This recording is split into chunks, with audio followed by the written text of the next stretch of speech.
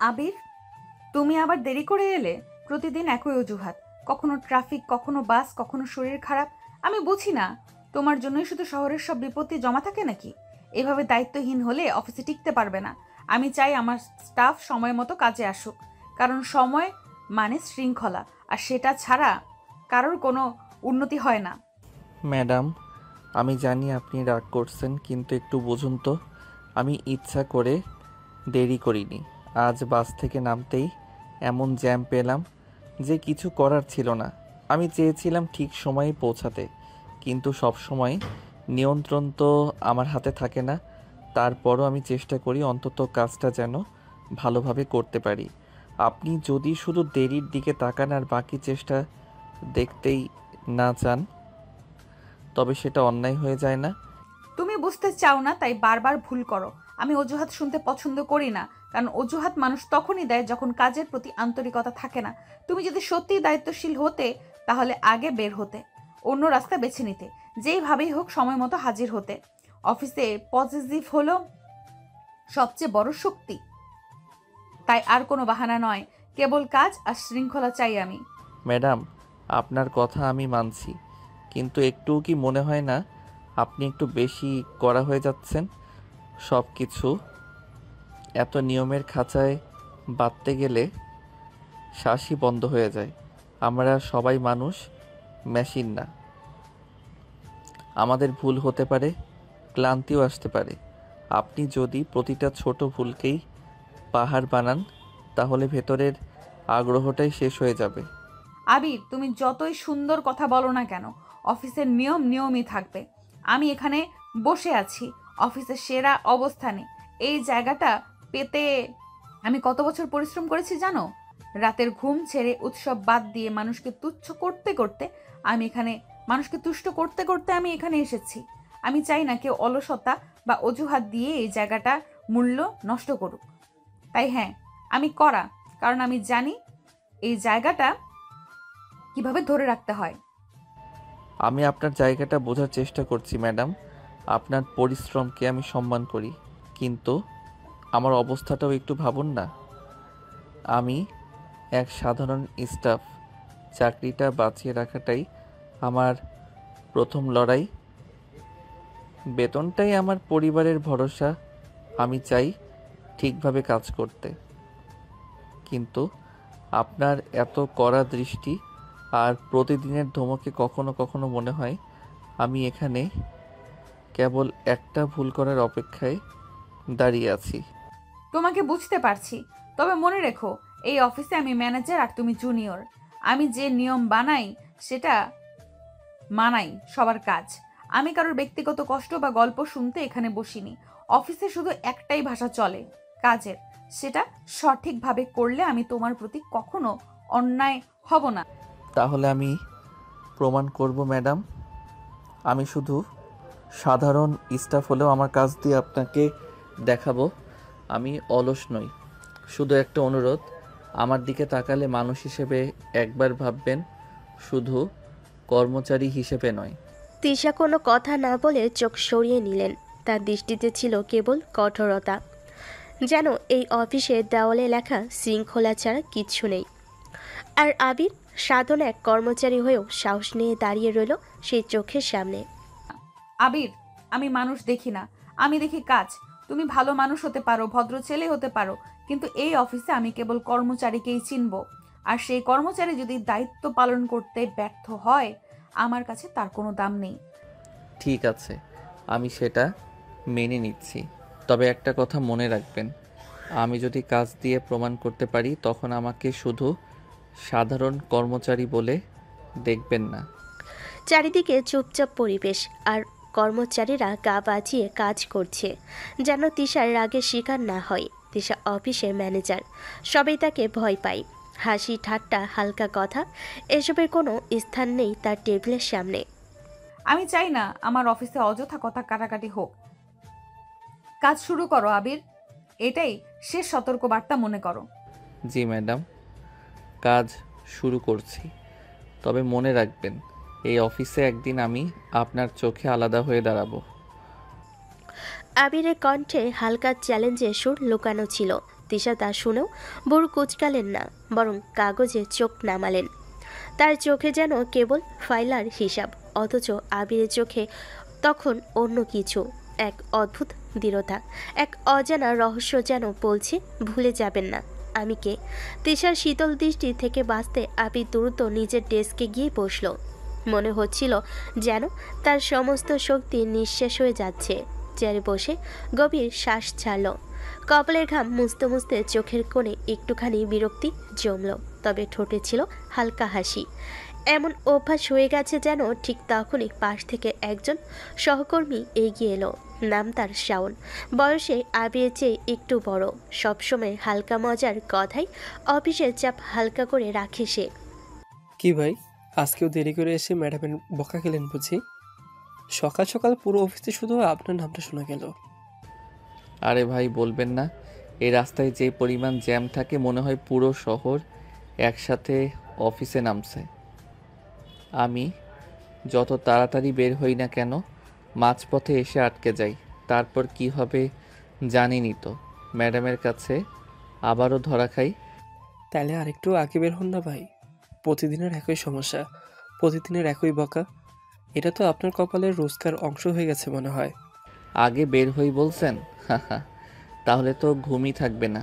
তার চেয়ে বরং ধরে নিলাম আমার কপালে হয়তো তার বকাই লেখা আছে। প্রতিদিন সকালে একটা ডোজ না খেলে নাকি আমার দিনই শুরু হয় না। সত্যি ভাই, আপনিও না এভাবে নিলে তো কষ্টটাই মজায় পরিণত হবে। তবে একটা কথা বলি, আপনি বকা খেয়ে যতটা ভেঙে পড়েন তার চেয়ে বেশি দৃঢ় দেখায় আপনাকে। মনে হয় যেন ভেতরে কোথাও জেদ জমে যাচ্ছে। জেদ তো আছেই ভাই। আমি সাধারণ কর্মচারী হলেও একদিন প্রমাণ করব যে আমি শুধু সময়ের জন্য দেরি করা মানুষ না। আমি চাই একদিন যেন উনিও আমাকে আলাদা চোখে দেখেন। শাওন আবিরের মুখের দিকে তাকিয়ে হালকা অবাক হলো। ওর গলায় ছিল আত্মবিশ্বাসের ঝিলিক। দুজনেই হেসে নিল একসাথে। অফিসের ভারী পরিবেশ একটু হালকা হয়ে গেল। আচ্ছা ভাই, এত কড়া মানুষটাকে সামলাবেন কিভাবে ভেবেছেন? সামলাতে হবে না ভাই, সময় সামলাবে। শুধু অপেক্ষা করুন, আসল খেলা তো এখনো শুরুই হয়নি। দুজনের হাসিতে পুরো টেবিলের পরিবেশ বদলে গেল। তবে ভেতরে ভেতরে আবিরের মনে জন্ম নিচ্ছিল নতুন এক লড়াইয়ের প্রতিজ্ঞা। রাগী ম্যানেজার তিশা যেন তার কাছে শাস্তি নয়, বরং প্রমাণের নতুন চ্যালেঞ্জ। শাওন আর আবির তখন হাসাহাসি করছে। দুজনের গল্পের চারপাশে পাশে ভারী অফিসটাও কিছুটা হালকা হয়ে উঠেছিল। কিন্তু সুখের এই কয়েক সেকেন্ড বেশিক্ষণ টিকল না। করিডোর দিয়েই হাই হিলের শব্দ শোনা গেল। ধীরে ধীরে কাছে আসতেই সবাই নিস্তব্ধ হয়ে গেল। তিশা অফিসের ম্যানেজার, চোখে ঠান্ডা দৃষ্টি, ঠোঁটে কঠিন রেখা। এদিক দিয়ে হাঁটছিলেন তিনি। আবির আর শাওনের টেবিলের সামনে এসে দাঁড়াতেই তাদের হাসি জমে গেল মুখে। কি হচ্ছে এখানে? কাজ বাদ দিয়ে কিসের গল্প করছেন আপনারা? আমি কি অফিসে বসে বসে আপনাদের হাসাহাসি শোনার জন্য টাকা দিচ্ছি? আপনাদের এই ধরনের কাজের জন্যই তো আজ অফিসের এই হাল। অল্পতেই উৎপাদন কমে যাচ্ছে। ম্যাডাম, আমরা তো তেমন কিছু করিনি, একটু হালকা কথা বলছিলাম, কাজ ফাঁকি দেইনি। চুপ! একে তো দেরি করে এসেছো প্রতিদিন, তার উপরে আবার টেবিলে বসে গল্পগুজব করছেন। অফিসে কোনো আড্ডাখানা নয় আবির। তোমাকে বহুবার সতর্ক করেছি। আমার মনে হচ্ছে তোমার নামে সরাসরি বসের কাছে কমপ্লেন করা দরকার। আবির মাথা নিচু করে বসে রইল। চারপাশের সহকর্মীরা নিঃশব্দে তাকিয়ে আছে। কারোর সাহস নেই এই রাগী ম্যানেজারের সামনে একটা শব্দ উচ্চারণ করার। দুঃখিত ম্যাডাম, আর হবে না। আশা করি আর হবে না। অফিসে কাজের সময় শুধু কাজ হবে। যদি আরেকবার এমন দেখি, মনে রেখো তোমার চাকরি থাকবে না। কথাগুলো ছুড়ে দিয়ে তিশা চলে গেলেন সামনের দিকে। টেবিলে ফাইলের পাতাগুলো যেন তার পায়ের শব্দে কেঁপে উঠল। আমি চুপচাপ বসে রইল। চোখে এক ধরনের অভিমান জমল, কিন্তু ঠোঁটে কোনো প্রতিবাদ নেই। কেবল ভেতরে কোথাও জ্বলে উঠল নীরব প্রতিজ্ঞা। একদিন এই রাগী ম্যাডামকে দেখাবো আমি আসলে কে।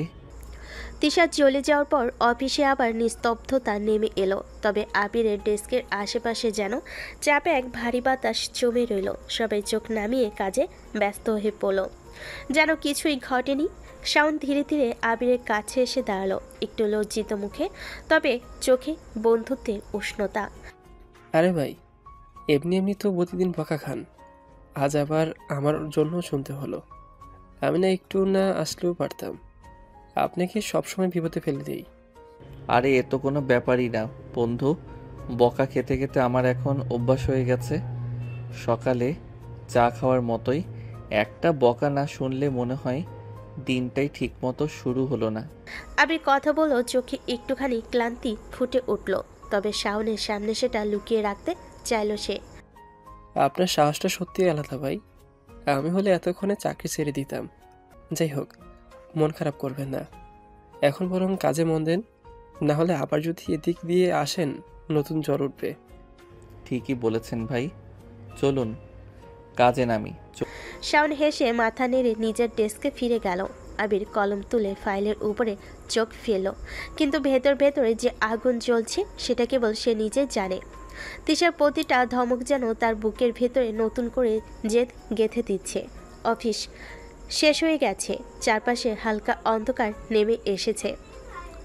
কর্মচারীরা এক একে বেরিয়ে যাচ্ছে। গেটে দাঁড়িয়ে আবির নিজের বাইকের হ্যান্ডেল ধরে ভেতরের দিকে তাকিয়ে আছে।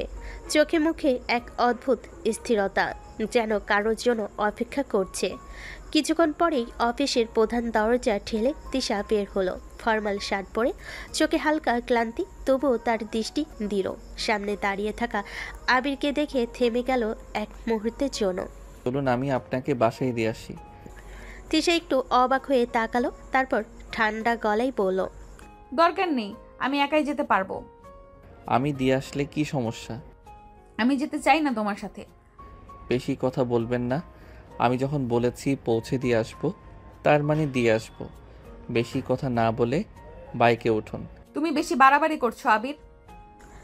আবির এবার এক ভিন্ন দৃষ্টি নিয়ে তাকালো, চোখে এক অদ্ভুত রহস্যময়তা। আপনি বেশি বাড়াবাড়ি করছেন, আমার কথা না শুনলে কিন্তু মোটেও ভালো হবে না। সেই চোখে কি যেন ছিল, জেদ নাকি ভেতরে লুকানো সত্য। এক মুহূর্তের জন্য থেমে গেল সে, যেন চোখে চোখ রাখতেই সমস্ত যুক্তি হারিয়ে ফেল। চুপচাপ বাইকে উঠে বসলো। আবির একদম চুপ হয়ে বাইক স্টার্ট দিল। হাওয়া কেটে দুজন এগিয়ে চলল শহরের ব্যস্ত রাস্তা ধরে। তিশা ভেবেছিল বাসার দিকে যাচ্ছে, কিন্তু কিছুক্ষণ পর হঠাৎ বাইক থামলো একটি রেস্টুরেন্টের সামনে। এখানে এনেছো কেন? আবির বাইক থেকে নেমে হালকা হেসে বলল, রেস্টুরেন্টে মানুষ কিসের জন্য আসে সেটা জানেন না নাকি? অবশ্যই খেতে। তিশা ক্ষোভে ফুঁসতে লাগলো, তার ভুরু কুঁচকে উঠল। আমাকে বাড়ি না নিয়ে এখানে এনেছো কেন? আমি খেতে চাই না কিছু। সব সময় অফিসের টেনশন, ঝগড়া, বকাঝকা নিয়ে থাকেন, একটু সময় নিজের জন্য দিন। আপনি খেতে চাইলে খাবেন, না চাইলে শুধু বসে থাকবেন। তিশা তার কথাই কিছুক্ষণ থম মেরে গেল। ভেতরে ভেতরে বিরক্তি থাকলো। আবির এসে নির্লিপ্ত অথচ দৃঢ়ভঙ্গি তাকে থামিয়ে দিল। রেস্টুরেন্টের ভেতরে হালকা আলো, চারপাশে মৃদু মৃদু মিউজিক বাজছে। কাছের টেবিলে তিশা আর আবির মুখোমুখি বসেছে। তিশার মুখে বিরক্তি স্পষ্ট, আর আবিরের ঠোঁটে একরাশ দুষ্টু হাসি। ওয়েটার এসে বিনয়ের সাথে অর্ডার নিয়ে চলে গেল। কিছুক্ষণ পরেই টেবিলে সাজানো হলো গরম গরম খাবার। স্যুপের গন্ধে ভরে উঠল চারপাশ। আবির স্বাভাবিক ভঙ্গিতে খাওয়া শুরু করলো, কিন্তু তিশা বসে আছে চুপচাপ, হাত দুটো টেবিলের উপর রাখা, চোখে রাগ, চোখ ভরা রাগ আর অসহায়তা। আবির খেতে খেতে তার দিকে তাকিয়ে হেসে বলল, কি ব্যাপার, আপনি কি খাবেন নাকি আমার চেহারা দেখবেন বসে বসে? তিশার চোখ মুখ লাল হয়ে উঠল, রাগী কণ্ঠে বলল, তোমার মতো বেয়াদবের চেহারা দেখার শখ নেই আমার। কি আর করা যাবে বলুন, শখ না থাকলেও তো আমাকে দেখতে হবে, কারণ আপনার সামনে তো আমি আছি। তিশার মুখে রাগ যেন চরমে উঠল। সে চোখ বড় বড় করে তাকিয়ে আছে আবিরের দিকে, গাল যেন জ্বলে যাচ্ছে রাগে। আবির কিন্তু সেই দৃষ্টি দেখে আরও দুষ্টু হেসে ফেলল। হঠাৎ এক মুহূর্ত দেরি না করে আবির প্লেট থেকে একটা চামচ খাবার তুলে নিয়ে সরাসরি তিশার মুখের দিকে বাড়ি দিল। তিশা না বলতে যাবে, কিন্তু আবির ঠোস করে খাবারটা তার মুখে ঢুকিয়ে দিল। তুমি কি পাগল নাকি? রাগে তার মুখ লাল হয়ে উঠল, চোখের নিচে পানি চলে এলো। আবির কিন্তু একদম ঠান্ডা স্বরে, যেন কিছুই হয়নি, ধীরে ধীরে বলল, আর রাগ না করে খান তো, না হলে কিন্তু বাসায় যেতে পারবো না। তিশা আবিরের দিকে তাকিয়ে থাকলো কয়েক সেকেন্ড। মনে হলো কিছু বলতে চাইছে, কিন্তু পারছে না। নিজের ভেতরের অদ্ভুত দ্বিধা আর রাগে চুপ হয়ে গেল। শেষমেশ সে প্লেটের দিকে হাত বাড়ালো। রাগে গুম গুম করে খেতে শুরু করলো তিশা, যেন খাবার নয়, আবিরকে শাস্তি দিচ্ছে খেয়ে খেয়ে। আবিরও চুপচাপ বসে খাওয়া চালিয়ে যেতে লাগলো। দুজনে নীরবতায় চারপাশ যেন আরো অদ্ভুত হয়ে উঠল। খাওয়া শেষ করে তিশা ধীর গলায় বলল, তাড়াতাড়ি আমাকে বাসায় দিয়ে আসো। আবির কিছুই বলল না, কেবল মাথা হালকা নেড়ে ইঙ্গিত করলো। বিল মিটিয়ে দাঁড়িয়ে গেল দুজনে। রেস্টুরেন্টের দরজা ঠেলে বাইরের ঠান্ডা বাতাসে বেরিয়ে এলো তারা। বাইকে উঠে তিশা মুখ ঘুরিয়ে অন্যদিকে তাকিয়ে রইল। আবির হালকা হাসলো, কিন্তু এবার কিছু বলল না। ইঞ্জিন স্টার্ট হয়ে গেল আর বাইক ধীরে ধীরে অন্ধকার রাস্তা ধরে এগিয়ে চলল। শহরের আলো পিছনে পড়ে রইল, সামনে শুধু বাতাস আর নীরবতার স্রোত, যেখানে তিশার রাগ আর আবিরের রহস্যময়তা মিশে এক অদ্ভুত অচেনা মুহূর্ত তৈরি করেছিল। রাতের আকাশে হালকা বাতাস বয়ে যাচ্ছিল। আবির বাইকের হ্যান্ডেল ধরে দাঁড়িয়ে আছে তিশার বাড়ির গেটে। বাড়ির অন্দর থেকে দূরের বাতাসে তার হালকা আলো পড়ছে। বাইকের সামনে দাঁড়িয়ে আছে আবির। পুরো রাস্তা নীরব, শুধু শহরের দূরের আলো আর হালকা বাতাসের শব্দ। আর সামনে যেখানেই যাচ্ছে তিশা, সেই শক্তিশালী রাগী ম্যানেজার, যাকে আজ সারাদিন ধরে আবিরের মনে অদ্ভুত আকর্ষণ তৈরি করেছে। তিশা বাইক থেকে নেমে দ্রুত বাড়ির দিকে হাঁটতে শুরু করলো। আবিরও তার পাশে এগোতে লাগলো। হঠাৎ এক অপ্রত্যাশিত মুহূর্তে আবির তার হাত ধীরে টেনে ধরলো। তুমি কি করছো আবির? তুমি কিন্তু বেশি বাড়াবাড়ি করছো। আমি যে বাড়াবাড়ি করছি না সেটা আপনি ভালো করেই জানেন। তিশা কিছু বলতে গিয়ে থেমে গেল। আবিরের চোখে সেই রহস্যময় দৃষ্টি। মুহূর্তের মধ্যে সে তিশার হাত ধরে ধীরে ধীরে টেনে নিজের কাছে আনলো। আর তারপর হঠাৎ তার ঠোঁট তিশার ঠোঁটের সাথে ঠোঁট ডুবিয়ে দিল। রাস্তায় বাতাস কেটে যাচ্ছিল, শহরের আলো দূরে, চারপাশ নীরব। অথচ সেই কয়েক মিনিট, 5 মিনিটের মতো যা ঘটলো সেটাই যেন সমস্ত রাতের আকর্ষণ, রাগ, উত্তেজনা সব মিলিয়ে এক অনির্বচনীয় মুহূর্ত হয়ে গেল। 5 মিনিট পরে আবির ঠোঁট সরিয়ে দিল। তিশা হঠাৎ ছেড়ে দিয়ে পিছু হটে গেল। তোমার এত বড় সাহস কি করে হলো আমাকে কিস করেছো? এত রাগ করেন কেন সারাদিন? তোমাকে আমি দেখে নেব। আমি তো চাই আপনি আমাকে দেখুন। তিশা আর কিছু বলল না, রাগে মুখ লাল, চোখে জ্বলন। চুপচাপ ভিতরে চলে গেল। আবির বাইকের পাশে দাঁড়িয়ে থাকলো। তার চোখে সেই অজানা রহস্য, রাগ, আকর্ষণ, উত্তেজনা সবই মিলিয়ে এক অদ্ভুত শান্তি আর নীরবতার মিশ্রণ। সারাদিনের গল্প, অফিসের ঝগড়া, রেস্তোরাঁর ঘটনা, সবকিছু এখন যেন তার চোখে শুধুই একটি রহস্যময় মুহূর্ত। রাতের হালকা বাতাস তার চুলে উড়িয়ে দিচ্ছিল। তিশা দ্রুত পা বাড়িয়ে সে ঘরের ভেতরে প্রবেশ করলো। বাড়ির ভেতরে ঢুকতে তিশার মা রান্নাঘর থেকে বেরিয়ে এলেন, হাতে একটা ছোট্ট প্লেট। মনে হলো ফ্রেশ হয়ে একটু খেয়ে নেওয়ার জন্য। ফ্রেশ হয়ে এসে খেয়ে নে তৃষা, রাত তো এখন অনেক হয়ে গেছে। খেতে চাই না মা, খেয়ে এসেছি। আজ হঠাৎ খেয়ে এলি, কার সাথে খেলি? তিশা একটু থমকে চুপ করলো, রাগী মুখ আর লজ্জার মিশ্রণ। হঠাৎ মুখ ঝাপসা হয়ে গেল, তারপর রেগে কণ্ঠে বলল, আবির নিয়ে গেছিল রেস্টুরেন্ট। বলে সে দ্রুত সিঁড়ি চড়ে উপরে চলে গেল। পেছনে তার ধীরে ধীরে দৌড়ে যাওয়া পা এবং দ্রুত হৃদস্পন্দন যেন সব কিছু স্পষ্ট করে দিয়েছিল। তিশার মা কিছু না বলে মুচকি হাসি দিল।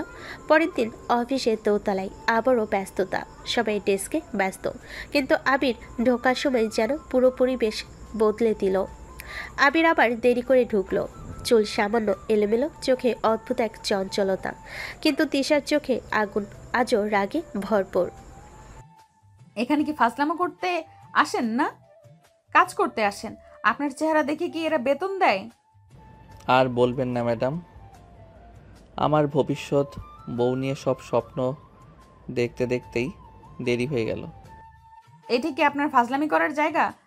আমি তো মোটেও ফাজলামি করছি না, আমি তো সত্যি বলছি, আমি আমার বউকে নিয়ে স্বপ্ন দেখছিলাম। তিশার চোখের সামনে রাগ আর বিস্ময় মিলেমিশে গেল। সে হতভম্ব হয়ে কিছু বলতে চাইল, কিন্তু মুহূর্তের মধ্যেই রাগের উত্তাপে ফাইলগুলো ছুঁড়ে দিল। তাড়াতাড়ি কাজ ঠিক করে নিয়ে আসুন। কাজ ভুল হলে আজকেই আপনাকে বরখাস্ত করব। আবির মৃদু হেসে ফাইলগুলো তুলে নিল। চারপাশে কর্মীদের চোখে নীরব বিস্ময়। আবির চুপচাপ বসে কাজ করতে লাগলো, কিন্তু চোখের কোণে সেই দুষ্ট হাসি লুকিয়ে নেই। দিনটি শুরু হলো অফিসের ব্যস্ততায়। চারপাশে কম্পিউটারের ক্লিক, ফোনের রিং, কাগজপত্রের শব্দ, সব মিলিয়ে হালকা বিশৃঙ্খলা। কিন্তু হঠাৎ ম্যানেজারে করা ভঙ্গিতে সব থেমে গেল। অফিসের বস সদা করা অথচ বিচক্ষণ সবার দিকে তাকিয়ে মিটিং রুমে দরজা খুলে বললেন, সকলকে মিটিং রুমে ডেকে আনুন। সবাই ফাইল, ল্যাপটপ নিয়ে চলে আসুন। কর্মীরা দ্রুত তাদের ডেস্ক থেকে উঠে গেল। আবির একটু মুচকি হেসে তিশার দিকে তাকালো। তিশা চোখ কুঁচকে ঠোঁটে কড়া রেখা ধরে। তার রাগ যেন আজও একটু শিথিল হয়নি। মিটিং রুমে বসে বসে সবাই চুপচাপ। বস ল্যাপটপ খুলে নিলেন। চারপাশে নীরবতা, শুধু কাগজের হালকা শব্দ। আজ থেকে আমরা নতুন একটি প্রজেক্ট শুরু করতে যাচ্ছি। এই প্রজেক্টটি খুবই গুরুত্বপূর্ণ। যেহেতু আমাদের টাইমলাইন কঠোর, তাই আমি চাই নেতৃত্বের দায়িত্ব নির্দিষ্ট দুজনের হাতে থাকুক। সব চোখ মিটিং রুমের দিকে। একটু চমক দিয়ে বস বললেন, তৃষা, তুমি প্রজেক্টের প্রধান, আর আবির, তুমি তৃষার হেল্প করবে। বুঝেছি, আমি দায়িত্ব ঠিকভাবে পালন করব। জি স্যার, আমিও ম্যাডামকে হেল্প করব। তিশা ফাইল ও ল্যাপটপ নিয়ে বিস্তারিত প্ল্যান শুরু করলো। আবির পাশে বসে তার সহায়ক হয়ে সমস্ত কাজ মনোযোগ দিয়ে দেখছে। মাঝে মাঝে হালকা দুষ্টামি চোখে, কিন্তু কাজের প্রতি দায়িত্ব এমনভাবে মিশেছে যে কেউ বুঝতেই পারছে না কতটা চাঞ্চল্য আর কতটা পেশাদারিত্ব। অফিসের পরিবেশ একেবারে বদলে গেছে। আবিরের ঝকঝকে আলো আর নীরবতা যেন হঠাৎ বিদায় নিল। আবির বাইক ধরে শহরের রাস্তা ছুড়ে দিল। রাতের হালকা হাওয়া আর চুল ওড়াচ্ছিল। অফিসের দমবন্ধা পরিবেশ আর তিশার রাগ, সব কিছু এখন শুধু স্মৃতিতে রয়ে গেল। বাইকের স্টপেজের পরে আবির শহরের এক ছোট্ট ক্যাফেতে পৌঁছালো। সেখানে তার কয়েকজন বন্ধু বসে আড্ডা দিচ্ছিল। কিরে ভাই, এভাবে কতদিন চলবে? তোর কি মনে হয় না সবটা ঠিকঠাক করা উচিত? আবির চুপচাপ একটি চুমুক কফি নিল। তার চোখের মধ্যে কিছু একটা গভীর রহস্য ছিল। এক মুহূর্তে হালকা হাসি, আবার চোখে লুকানো ভাব। আমাদের হাতে সব সময় সব কিছু থাকে না। চাইলে তো ঠিক করা যায়। এত যদি সহজ হতো তাহলে সব কিছু আগেই ঠিক হতো। আবিরের কথার ভেতর একটা অদ্ভুত অন্তর্দৃষ্টি ছিল। বন্ধুরা হাসি ঠাট্টা করছিল, কিন্তু আবিরের চোখে সেই রহস্যময়তা যেন অচেনা এক গল্প বলছিল। এবার অন্তত চেষ্টা কর ঠিকঠাক করার। তোর কি মনে হয় আমি চেষ্টা করি না? আবিরের কথার মধ্যে যেন ছিল এক অদ্ভুত নিঃশব্দ চ্যালেঞ্জ। তার চোখে রহস্য, মুখে কেবল অল্প হাসি, আর ভেতরে আবেগ যেন গভীরে লুকিয়ে। তারপর তারা আরও নানান গল্প করতে লাগলো। শহরের রাত, বন্ধুত্বের হাসি, ছোট ছোট দুষ্টামি, কিন্তু সবসময় আবিরের চোখে লুকানো সেই অদৃশ্য রহস্য যেন সব কিছুর মধ্যে ভাসমান থাকলো। সকালটা হালকা মেঘলা। অফিসের কাছে জানালা দিয়ে সূর্যের প্রথম আলো ঢুকেছে। তিশা ডেস্কে বসে আছে, ফাইল ও ল্যাপটপে চোখ ঘোরাচ্ছে। কিন্তু 10টার সময় হয়ে গেল, আবির এখনো আসেনি। তিশার চোখে চোখে রাগের আগুন জ্বলছে। তিশা জানে সময় মানে শৃঙ্খলা। আবির দেরি তার ধৈর্যের পরীক্ষার মতো। তার ভেতরে রাগ আর হতাশা মিশে এক অদ্ভুত উত্তেজনা তৈরি করেছে। তিশা দ্রুত নিজের ফোন হাতে তুলে নিল।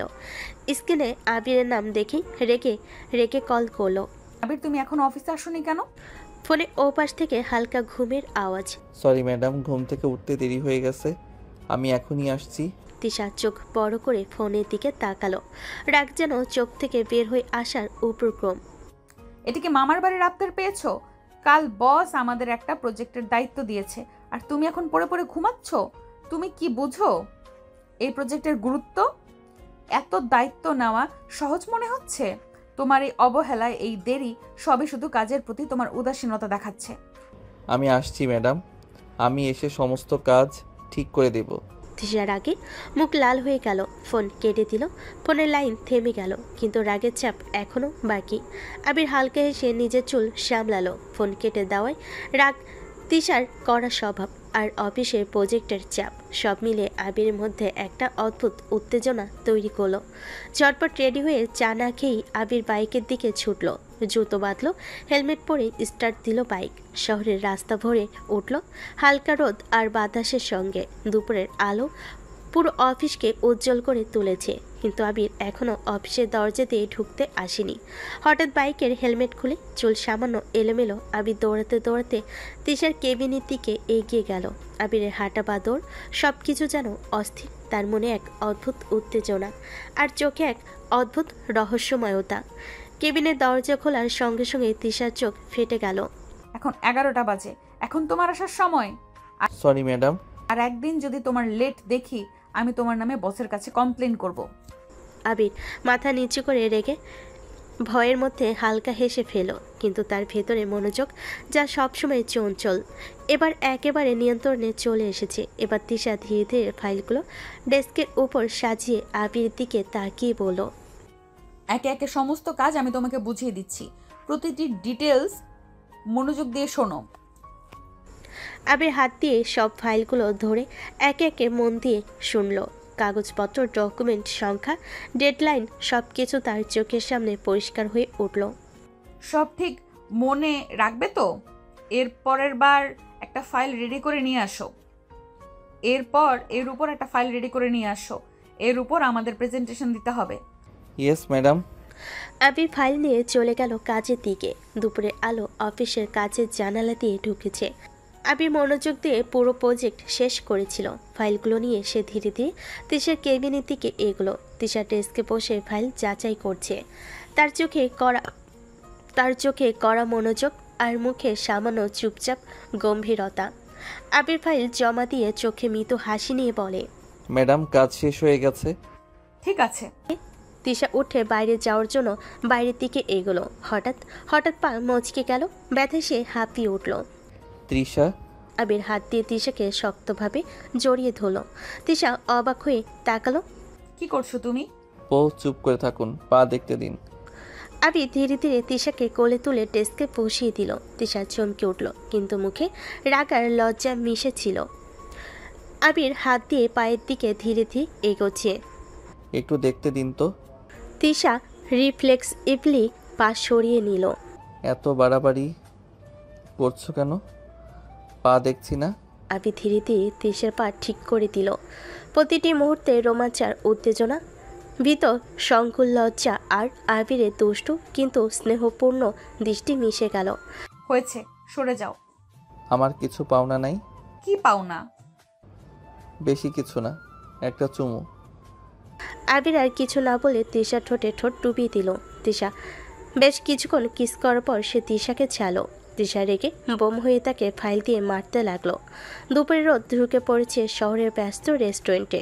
আবির আর তিশা একসাথে প্রেজেন্টেশনের জন্য এসেছিল। টেবিলে বসে তিশা ফাইল খুলে ক্লায়েন্টদের সামনে সব কিছু সুন্দরভাবে ব্যাখ্যা করতে শুরু করলো। তার চোখে গভীর মনোযোগ, মুখে প্রফেশনাল দৃষ্টি। আবির পাশে বসে মৃদু সহায়তা করছিল।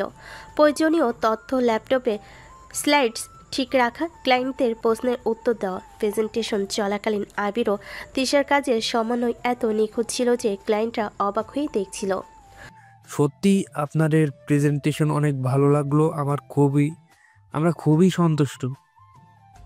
ডিল ফাইনাল করতে আমরা প্রস্তুত। প্রেজেন্টেশন শেষ হলো, ক্লায়েন্টরা সন্তুষ্ট হয়ে চলে গেল। তিশা নিজে উঠে রেস্টুরেন্টের বাইরে যাওয়ার জন্য এগোলো, কিন্তু হঠাৎ আবির হাত ধরে তাকে টেনে আবার বসালো। কি হলো? কেন টানটানি করছো?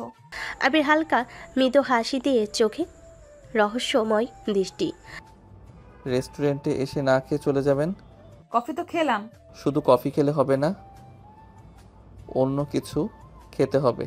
হঠাৎ রেস্টুরেন্টের দরজা খুলে আবির বোন আরু প্রবেশ করলো। তার চোখে উজ্জ্বলতা আর চেহারায় অল্প বিস্ময়। আরে তুমি এখানে? হ্যাঁ, একটা কাজ ছিল তাই এসেছি। তুমি বাড়িতে আসছো না কেন বলো তো? তোমার বাড়িতে যাওয়ার ইচ্ছেটাই মরে গেছে। দু একটা কারণে এভাবে সম্পর্ক নষ্ট করলে চলে? আসতে ভয় পাই। তোমাদের বাড়িতে যাওয়ার ইচ্ছেটাই মরে গেছে। তোমার কিসের ভয়?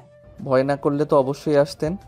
আপনি তো আমার থেকে পালিয়ে বেড়াতে চান।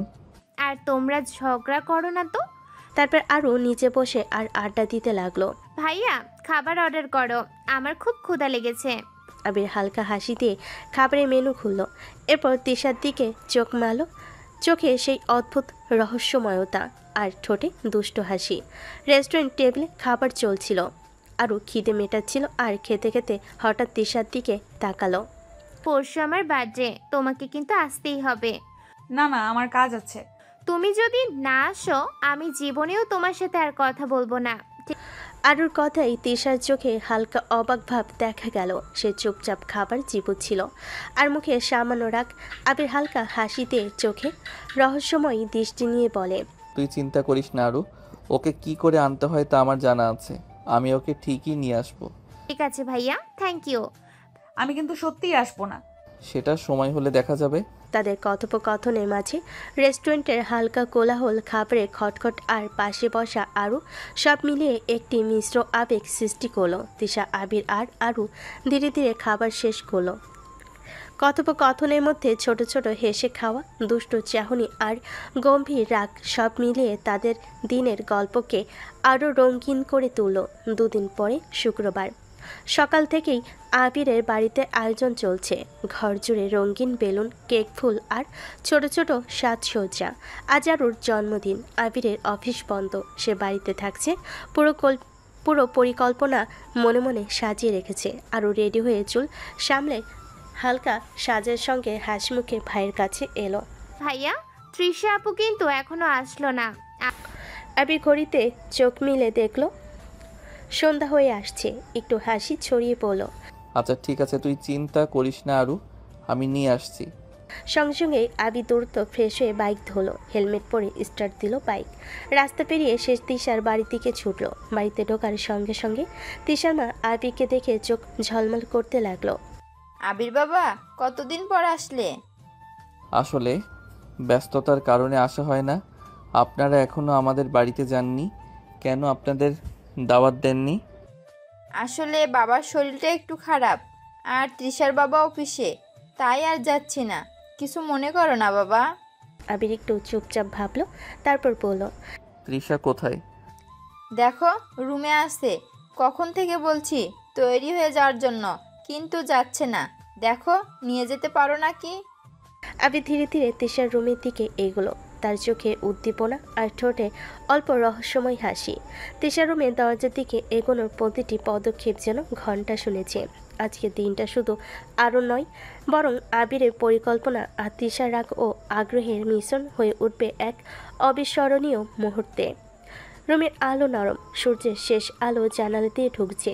তিশা শুয়ে শুয়ে ফোনে কিছু টিপছিল। হঠাৎ দরজায় শব্দ হলো। আবির ধীরে ধীরে রুমে ঢুকলো, দরজা বন্ধ করে দিল। তিশা চমকে লাফ দিয়ে বসে, চোখে রাগ ও অবাক ভাব।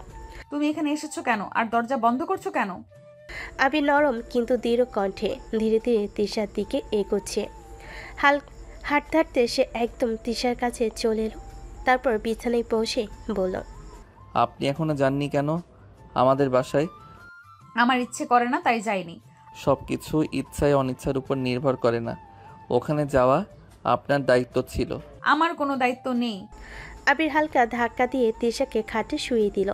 তারপর নিজেও ধীরে ধীরে শুয়ে পড়ল তিশার পাশে। আবির রহস্যময় চোখে দুষ্ট হাসি দিয়ে বলে, তাহলে আপনি বোধহয় ওখানে না গিয়ে এখানেই কিছু করতে চাচ্ছেন। আমার তো তাহলে আপনার সঙ্গ দেওয়া উচিত। এই বলে আবির ধীরে ধীরে তিশার গলায় মুখ ডুবিয়ে দিল। তিশার সারা শরীরে কেঁপে উঠল রাগ আর লজ্জার মিশ্রণে। কি করছো আবির? সরো। আমি সরতে আসিনি, আমি আদর করতে এসেছি। এই বলে আবির ধীরে ধীরে তিশার ঠোঁটে ঠোঁট ডুবিয়ে কিস করতে লাগলো। তিশা সারা শরীরে হাত দিয়ে আবিরের স্পর্শ অনুভব করছিল। হৃদয় দ্রুত ধকধক করছিল, রাগ আর লজ্জা মিশে উত্তেজনায়। রুমে নীরবতা, সূর্যের শেষ আলো আর আবির তিশার ঘনিষ্ঠতা সব মিলে এক রোমান্টিক মুহূর্তে পরিণত হলো, যা শুধু তাদের দুজনেরই মনে লুকিয়ে থাকবে। রুমের নরম আলো পড়ছিল। আবি ধীরে ধীরে তিশার পাশে বসে তার জামার মধ্যে হাত দিয়ে দিল। তিশা কাঁপতে কাঁপতে চোখে লজ্জা আর রাগের মিশ্রণ নিয়ে বলল, প্লিজ সরো আবির। কিন্তু আবির কোনো কথাই শোনে না। তার চোখে দুষ্ট হাসি আর সে তিশার গলায় নরমভাবে চুমু দিচ্ছিল। আবির নরম শান্ত কণ্ঠে, চোখে রহস্যময়তা। আমাকে সরাতে পারবেন না? আবি যখন আবার তিশার ঠোঁট ডুবাতে যাওয়ার জন্য সামনে এগুলো, ঠিক তখনই তিশা চেঁচিয়ে বলল, আমি যাব, সরে যাও, আমি যাব। আবির চোখে দুষ্ট হাসি নিয়ে ধীরে ধীরে তিশা ওপর থেকে সরে গেল। আগে যদি ভালো মেয়ের মতো যেতেন তাহলে এরকম করতাম না। তারপর সে নরম কণ্ঠে যোগ করল, তাড়াতাড়ি রেডি হয়ে আসুন, আমি অপেক্ষা করছি। তিশা চুপচাপ ওয়ার্ড্রপের দিকে এগোলো। কপালে ভাঁজ, চোখে রাগ, মিশ্রিত অপ্রকাশিত অনুভূতি নিয়ে এসে একটা সুন্দর ড্রেস বের করলো। তিশা এগুলো না, শাড়ি পরে আসুন। রেগে গেল, ঠোঁট টিপে বলল, শাড়ি? কি বলছো? যা বলছি তাই করেন। তিশা শাড়ি বের করে এসে তাড়াহুড়ো করে বাথরুমের দিকে গেল। তার গায়ের প্রতিটি অঙ্গ প্রত্যঙ্গ কাঁপছিল। চোখে লজ্জা আর রাগের মিশ্রণ, আর হৃদয় তীক্ষ্ণ উত্তেজনায় ধকধক করছিল। তিশা বাথরুম থেকে বেরিয়ে এলো। তার পরনে শাড়ি, চোখে অল্প লাজার গম্ভীরতা, হালকা শাড়ির ছন্দময় ঢেউ, সব মিলিয়ে তার উপস্থিতি একদম চোখ ঝলমল করছিল। আবির এক মুহূর্তের জন্য স্থির হয়ে গেল। চোখে উচ্ছ্বাস, মুখে তুষ্ট হাসি, আর হৃদয় দৌড়াতে লাগলো। আবির ধীরে ধীরে তিশার দিকে এগিয়ে এসে চোখে অদ্ভুত উচ্ছ্বাস। একদম অসাধারণ লাগছে আপনাকে। তিশা চুপচাপ মনে মনে ভীষণ রেখে লজ্জায় চোখ নামিয়ে রাখলো। তার গাল লাল হয়ে উঠল। আর হঠাৎ মনে হলো আবিরের চোখে থাকা দুষ্ট হাসি আরও উস্কে দিচ্ছে তার রাগ। তাড়াতাড়ি হালকা পাতলা সেজে নিন। তিশা বাধ্য হয়ে হালকা পাতলা সাজলো। চুলের শেষ অংশে ঠিক করে নিল। চোখে লাশের ছোঁয়া কমিয়ে নিয়েছিল। চলুন এবার আমরা যাই। দুজন ধীরে ধীরে সিঁড়ি বেয়ে নামলো। তিশা ধাপে ধাপে এগোনোর সঙ্গে আবির তার দিকে চোখ রাখলো, যেন প্রতিটি মুহূর্তে তার সৌন্দর্য উপভোগ করতে চাচ্ছিল। আবির নিচে নেমে তিশার মাকে হালকা কণ্ঠে হাসি মিশিয়ে বলে, আন্টি, আজকে আমরা আসি। আহা, তুমি আছো? ধন্যবাদ আবির। আর তৃষা, তোকে একদম ঝলমলে লাগছে। তিশা হালকা চোখ মুছে নিল, রাগ আর লজ্জার মিশ্রণে হালকা গম্ভীর। আবির নরম হাসি দিয়ে পাশে থেকে বলল, চলুন, সবাই অপেক্ষা করছে। আবির ধীরে ধীরে তিশাকে বাইকের পেছনে বসিয়ে আবিরদের বাড়ির দিকে রওনা দিল। রাস্তা পেরিয়ে আশেপাশের আলো নিভে আসছিল। বাড়িতে ঢুকতেই আরও দৌড়ে এলো, চোখে উচ্ছ্বাস, মুখে হাসি। আপু, এতক্ষণে আসার সময় হলো এখানে? আবিরের মা, যারা বসেছিলেন সোফায়, তিশাকে দেখে হালকা চোখে উষ্ণতা আর রাগের মিশ্রণ নিয়ে বলেন, তৃষা, তুই আমাদের একদম ভুলে গেছিস। আমি আপনাদের ভুলে যাইনি। যদি ভুলে না যাইতিস তাহলে এতদিনে একবার হলেও আমাদের বাড়িতে আসতিস। না, আসার কারণ তো আপনাদের জানা আছে। এত কথা শুনতে চাই না। একবার যখন আসছিস আর যেতে পারবি না। আরও তখন তিশার হাত ধরে টেনে নিল। আরে, তোমরা সংসারী আলোচনা পরে করবে, আগে আমার জন্মদিনের কেক তো কাটতে হবে নাকি? সবে একসাথে হাসি আর আনন্দের মিশ্রণে কেক কাটার জায়গায় গেল। রঙিন রুমে রঙিন আলো, বেলুন আর ছোট ছোট সাজসজ্জা, সব মিলিয়ে জন্মদিনের মুহূর্ত যেন আরও উজ্জ্বল হয়ে উঠল। তিশা হালকা লজ্জা আর উচ্ছ্বাসের মিশ্রণে দাঁড়িয়ে থাকলো, আর আবির তার পাশে দাঁড়িয়ে দুষ্ট হাসি দিয়ে শুধু চোখে চোখ রাখলো। সেই চোখে লুকানো রোমান্টিক উত্তেজনা আর কৌতূহল যেন পুরো বাড়ির পরিবেশকেই আরও মধুর করে তুলল। কেক কাটা শুরু হলো। হাসি, আনন্দ আর ছোট ছোট খুনসুটি, সব মিলিয়ে জন্মদিনের দিনটি যেন শুধু আরও নয়, বরং আবির আর তিশার জন্য স্মরণীয় হয়ে উঠল। জন্মদিনের পার্টি শেষ। বাড়ি জুড়ে তখনও রঙিন কাগজ, বেলুন আর কেকের গন্ধ ভাসছে। সবাই ধীরে ধীরে নিজেদের কাজে ব্যস্ত হয়ে পড়েছে। তিশা আস্তে আস্তে তার শাড়ির আঁচল গুছিয়ে বলল, আচ্ছা আন্টি, আমি তবে উঠি, অনেক রাত হয়ে গেল। আবিরের মা তৎক্ষণাৎ মুখ শক্ত করে তাকালেন। এত রাতে তোমাকে যেতে দিতে পারি না তৃষা। তিশা একটু অপ্রস্তুত ভঙ্গিতে দাঁড়িয়ে পড়ল। না না, আমাকে যেতেই হবে। আবিরের মা এবার সোজা হয়ে উঠে দাঁড়ালেন, মুখে কঠিন অভিব্যক্তি। কেন, থাকতে কি সমস্যা? তেমন কিছু না, আমি থাকতে পারবো না আন্টি। তুমি বলতে ভুলে যাচ্ছ যে তুমি এই বাড়ির বউ। বউ হয়ে এত রাত্রে বাড়ির বাইরে যাওয়া তোমার একদমই উচিত নয়। তাড়াতাড়ি আবিরের সাথে ঘরে যাও। তিশা আবার ফেটে পড়ল, কণ্ঠে রাগ, চোখে অশ্রু চিকচিক করছে। আন্টি, আমি আবিরকে মানি না। আপনারা জানেন আমাদের বিয়েটা একটা পরিস্থিতির কারণে হয়েছিল। আমি ওকে স্বামী হিসেবে কখনোই মেনে নেইনি। যেভাবেই হোক বিয়েটা হয়েছে, অনেক দিন তোমাকে সময় দেওয়া হয়েছে, তুমি নিজেকে শুধরে নাওনি, কিন্তু এবার আর না। এখন থেকে তুমি এই বাড়িতেই থাকবে। কথার শেষে তার চোখে অদ্ভুত দৃঢ়তা, যেন সিদ্ধান্ত চূড়ান্ত। তিনি এবার রাগ ভরা চোখে আবিরের দিকে ফিরলেন। আবির, তোর বউকে নিয়ে ঘরে যা। তিশা হতবাক হয়ে দাঁড়িয়ে রইল, যেন পা মাটি ছেড়ে দিচ্ছে। ঠিক তখনই আবির এগিয়ে এসে তার হাতটা দৃঢ়ভাবে ধরে ফেল। তিশা চমকে উঠল, হাত ছাড়াতে চেষ্টা করলো। ছাড়ো আমাকে আবির, আমি বলেছি আমি থাকতে চাই না। কিন্তু আবির এবার মুখে রহস্যময় হাসি নিয়ে তার হাত আরো শক্ত করে ধরল। মা যখন বলেছেন তখন আর আমার কিছু বলার নাই। এখন তোমাকে ঘরে যেতেই হবে ম্যাডাম। তিশার চোখে ক্ষোভ, রাগ, অভিমান সব একসঙ্গে জমে উঠল, কিন্তু আবির একটুও ছাড় দিল না। টেনে দৃঢ় পদক্ষেপে সে তিশাকে নিয়ে তাদের ঘরের দিকে চলে গেল। চারপাশে তখন সবার দৃষ্টি। আরও মুচকি হেসে ভাই বোনের ঝগড়াটাকে মজার দৃশ্য হিসেবে উপভোগ করছিল। তিশা কিন্তু ভিতর ভিতর অস্থির, আর আবিরের চোখে তখনও সে রহস্যময় দুষ্ট ঝিলিক, যেন কিছু একটা ঘটতে চলেছে। আবির তিশার হাত শক্ত করে ধরে ঘরে ঢুকলো। ঘরে প্রবেশ করার পর দরজাটা ভেতর থেকে আটকে দিল। দরজায় তালার শব্দে তিশা চমকে উঠল। কি হলো, দরজা আটকাচ্ছ কেন? কেন, দরজা খুলে কি শোয়ার শখ হয়েছে নাকি? তিশার বুক কেঁপে উঠল, কণ্ঠ কাঁপা, চোখে ভয় আর রাগ মিশ্রিত দৃষ্টি। আবির, আমি তোমাকে বারবার বলছি আমি তোমার সাথে থাকতে চাই না। কিন্তু আমি তো চাই, আমি চাই আপনার সাথে থাকতে। তিশা হতভম্ব হয়ে গেল। মনে হলো আবিরের চোখে দৃষ্টি যেন আজ একেবারেই অন্যরকম, অদ্ভুত দৃঢ়, অদ্ভুত রহস্যময়। তুমি ভুলে যাচ্ছ আমাদের বিয়েটা পরিস্থিতিতে পড়েই হয়েছিল, যেখানে আমাদের কারোরই মত ছিল না। সেটা অনেক আগের কথা তৃষা। আমি সেই পরিস্থিতিকে ধীরে ধীরে মেনে নিয়েছি। তোমাকে মেনে নিয়েছি আমার বউ হিসেবে, কিন্তু তুমি মানতে পারোনি। সেটা তোমার ব্যর্থতা। 1 বছর হয়ে গেল, তবু তুমি একই জায়গায় দাঁড়িয়ে আছো। তিশার বুক ধরফর করছে, ঠোঁট কাঁপছে। সে ধীরে ধীরে সরে যেতে লাগলো বিছানার কোণের দিকে। কি করবে তুমি? আবির দুষ্টু হেসে এগিয়ে এসে তিশাকে দেওয়ালে ঠেসে ধরে বলে, আর কি করব বলুন তো? যা সব স্বামী স্ত্রী করে তাই করব। আজ আমাদের বাসর হবে তৃষা। তিশার চোখ বড় হয়ে গেল, গলায় কাঁপুনি, তার শরীর ভয়ে কেঁপে উঠল। না আবির, আমি চাই না। আবির নিজের স্বরে তার মুখের খুব কাছে এসে বলে, অনেক দিন সময় দিয়েছি তোমাকে। ভেবেছি হয়তো একদিন তুমি নিজে থেকে আসবে আমার কাছে, কিন্তু তুমি কখনোই এলে না। আমি একজন পুরুষ তৃষা, আমারও চাহিদা আছে, ভালোবাসা পাওয়ার অধিকার আমারও আছে। আর বউকে কাছে পাওয়া এটা কোনো অপরাধ নয়, এটা আমার অধিকার। আবিরের কণ্ঠে এমন এক দৃঢ়তা, এমন এক তীব্র আবেগ ছিল, যা শুনে তিশা বুকের ভেতরটা ঝড়ের মতো কেঁপে উঠল। সে জানতো আবিরকে আজ থামানো মুশকিল। ভয়ের সঙ্গে মিশে গেল এক অজানা অস্থিরতা, এক অচেনা অনুভূতি। তিশা ভয়ে সরে যেতে চাইল। আবির প্লিজ, ভয় লাগছে আমার। আবির সরো প্লিজ। কিন্তু আবির এক চুলও থামল না।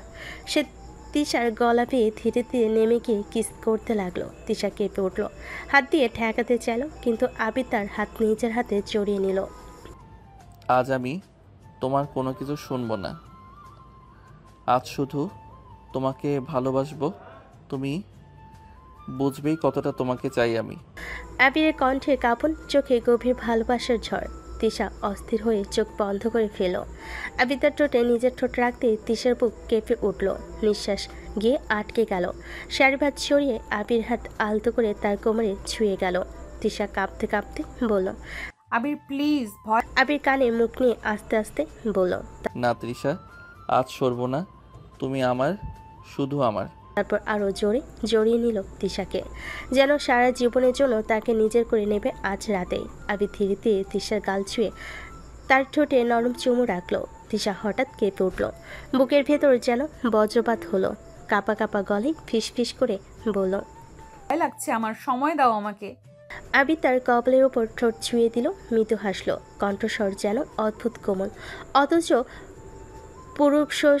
পুরুষোষিত দৃঢ়তায় ভরা। ভয় পেও না জান, আমি তোমাকে কোনো কষ্ট দেব না, ব্যথা দেব না, শুধু ভালোবাসবো। তিশার হাত নিজের হাতে শক্ত করে ধরে রাখলো সে, যেন তাকে আশ্বস্ত করছে। তারপর ধীরে ধীরে তিশার চোখ, গাল, নাক প্রতিটি কোণে আলতো চুমু দিয়ে গেল। তিশা ভয়ে শিউরে উঠছিল ঠিকই, কিন্তু আবিরের কণ্ঠ আর তার কোমল স্পর্শে একটা অদ্ভুত নিরাপত্তাবোধ জেগে উঠছিল তার ভেতরে। আবির তিশার গলে মুখ ডুবিয়ে বলল, তুমি জানো না তৃষা, কতদিন ধরে আমি তোমার জন্য পাগল হয়ে আছি। প্রতিদিন প্রতি রাত শুধু তোমাকেই চেয়েছি। শাড়ির ভাঁজের ফাঁক দিয়ে আবিরের আঙ্গুল আলতো করে তার কোমরে ছুঁয়ে গেল। তিশা নিঃশ্বাস আটকে চোখ বন্ধ করে ফেলল, শরীরটা কেঁপে উঠল তার। আবির প্লিজ। বলতে গেলে সে, কিন্তু আবির ঠোঁটের উপর ঠোঁট রেখে তার সব কথা থামিয়ে দিল। চুমুর ভেতরেই ফিস ফিস করে বলল, আজ কোনো কিছু শুনবো না, তুমি শুধু আমার। আজ তোমাকে আমি ভালোবাসবো নিজের মতো করে। তিশার বুক ওঠানামা করতে লাগলো দ্রুত। আবির তার কাঁধ পেয়ে নামতে নামতে বুকের কাছে আস্তে আস্তে চুমু এঁকে দিল। তিশা কেঁপে উঠল, ঠোঁট কামড়ে চোখ বুজে ফেলল। আবির ধীরে ধীরে তাকে আরও জড়িয়ে ধরল, তার শরীরকে আলতো করে বুকে ভরিয়ে নিল। এই প্রথম তিশা অনুভব করলো আবির ভালোবাসা শুধু জেদে না, ভেতরে গভীর টান আছে, অদ্ভুত এক অধিকার আছে। আর আবির যেন শপথ নিয়েছে আজ রাতে সেই ভালোবাসাই তিশাকে ভাসিয়ে নেবে। আবির তিশার চোখের দিকে গভীর দৃষ্টিতে তাকিয়েছিল। তিশা কাঁপছিল, ঠোঁট কামড়ে যেন নিজের ভয়টা লুকাতে চাইছিল। আবির আস্তে করে তার চুলের গোছা কানে সরিয়ে দিয়ে কানে কানে বলল, জান, ভয় পেলে আমি থেমে যাব, কিন্তু আমি চাই তুমি আমাকে বিশ্বাস করো। আমি তোমাকে শুধু আদর করতে চাই, ভালোবাসতে চাই। আবির আমি পারবো না, আমার খুব ভয় করছে। আবির তার কপালে ঠোঁট ছুঁয়ে দিল। ধীরে ধীরে তার গাল থেকে নামতে নামতে আবার ঠোঁটে এসে চুমু খেলো। এবার আগের মতো জোর করে নয়, বরং নরম, কোমল আর দীর্ঘ এক চুমু। তিশা চোখ বুজে নিল, বুকের ভেতর ঢেউ খেলে গেল। আবির তার দুহাত তিশার কোমরে রেখে তাকে কাছে টেনে নিল, শাড়ির ভাঁজের ভেতর দিয়ে আলতো করে হাত ছুঁয়ে দিল। তিশার শ্বাস ভারী হয়ে এলো, সে চোখ বুজে ফিস ফিস করে বলল, প্লিজ থামো। কিন্তু তার গলায় প্রতিবাদের চেয়ে অদ্ভুত এক কাঁপুনি, এক অজানা অনুভূতি ভর করছিল। আবির সেই কাঁপুনিকে নিজের বুকে টেনে নিয়ে বলল, আজ আর থামতে পারবো না তৃষা, আমি তোমার স্বামী, তোমাকে ভালোবাসা আমার অধিকার। আমি শুধু চাই তুমি আমার হয়ে যাও পুরোটা। তারপর ধীরে ধীরে সে তিশার গলায়, কাঁধে, বুকে একের পর এক নরম চুমু এঁকে দিতে লাগলো। তিশা কেঁপে উঠছিল, দুহাত দিয়ে আবিরকে ঠেলে দূরে সরাতে চাইছিল, আবার ঠিক সেই মুহূর্তেই হাতের শক্তি হারিয়ে ফেলছিল। আবির তাকে শক্ত করে জড়িয়ে নিয়ে ফিস ফিস করে বলল, আমি তোমাকে আঘাত করব না, শুধু আমার ভালোবাসাটা বুঝতে দাও তৃষা। আবির প্রতিটা স্পর্শে, প্রতিটা চুমুতে তিশার শরীর শিহরিত হয়ে উঠছিল। ভেতরে ভয় আর লজ্জা থাকলেও কোথাও যেন অদ্ভুত এক টান কাজ করছিল।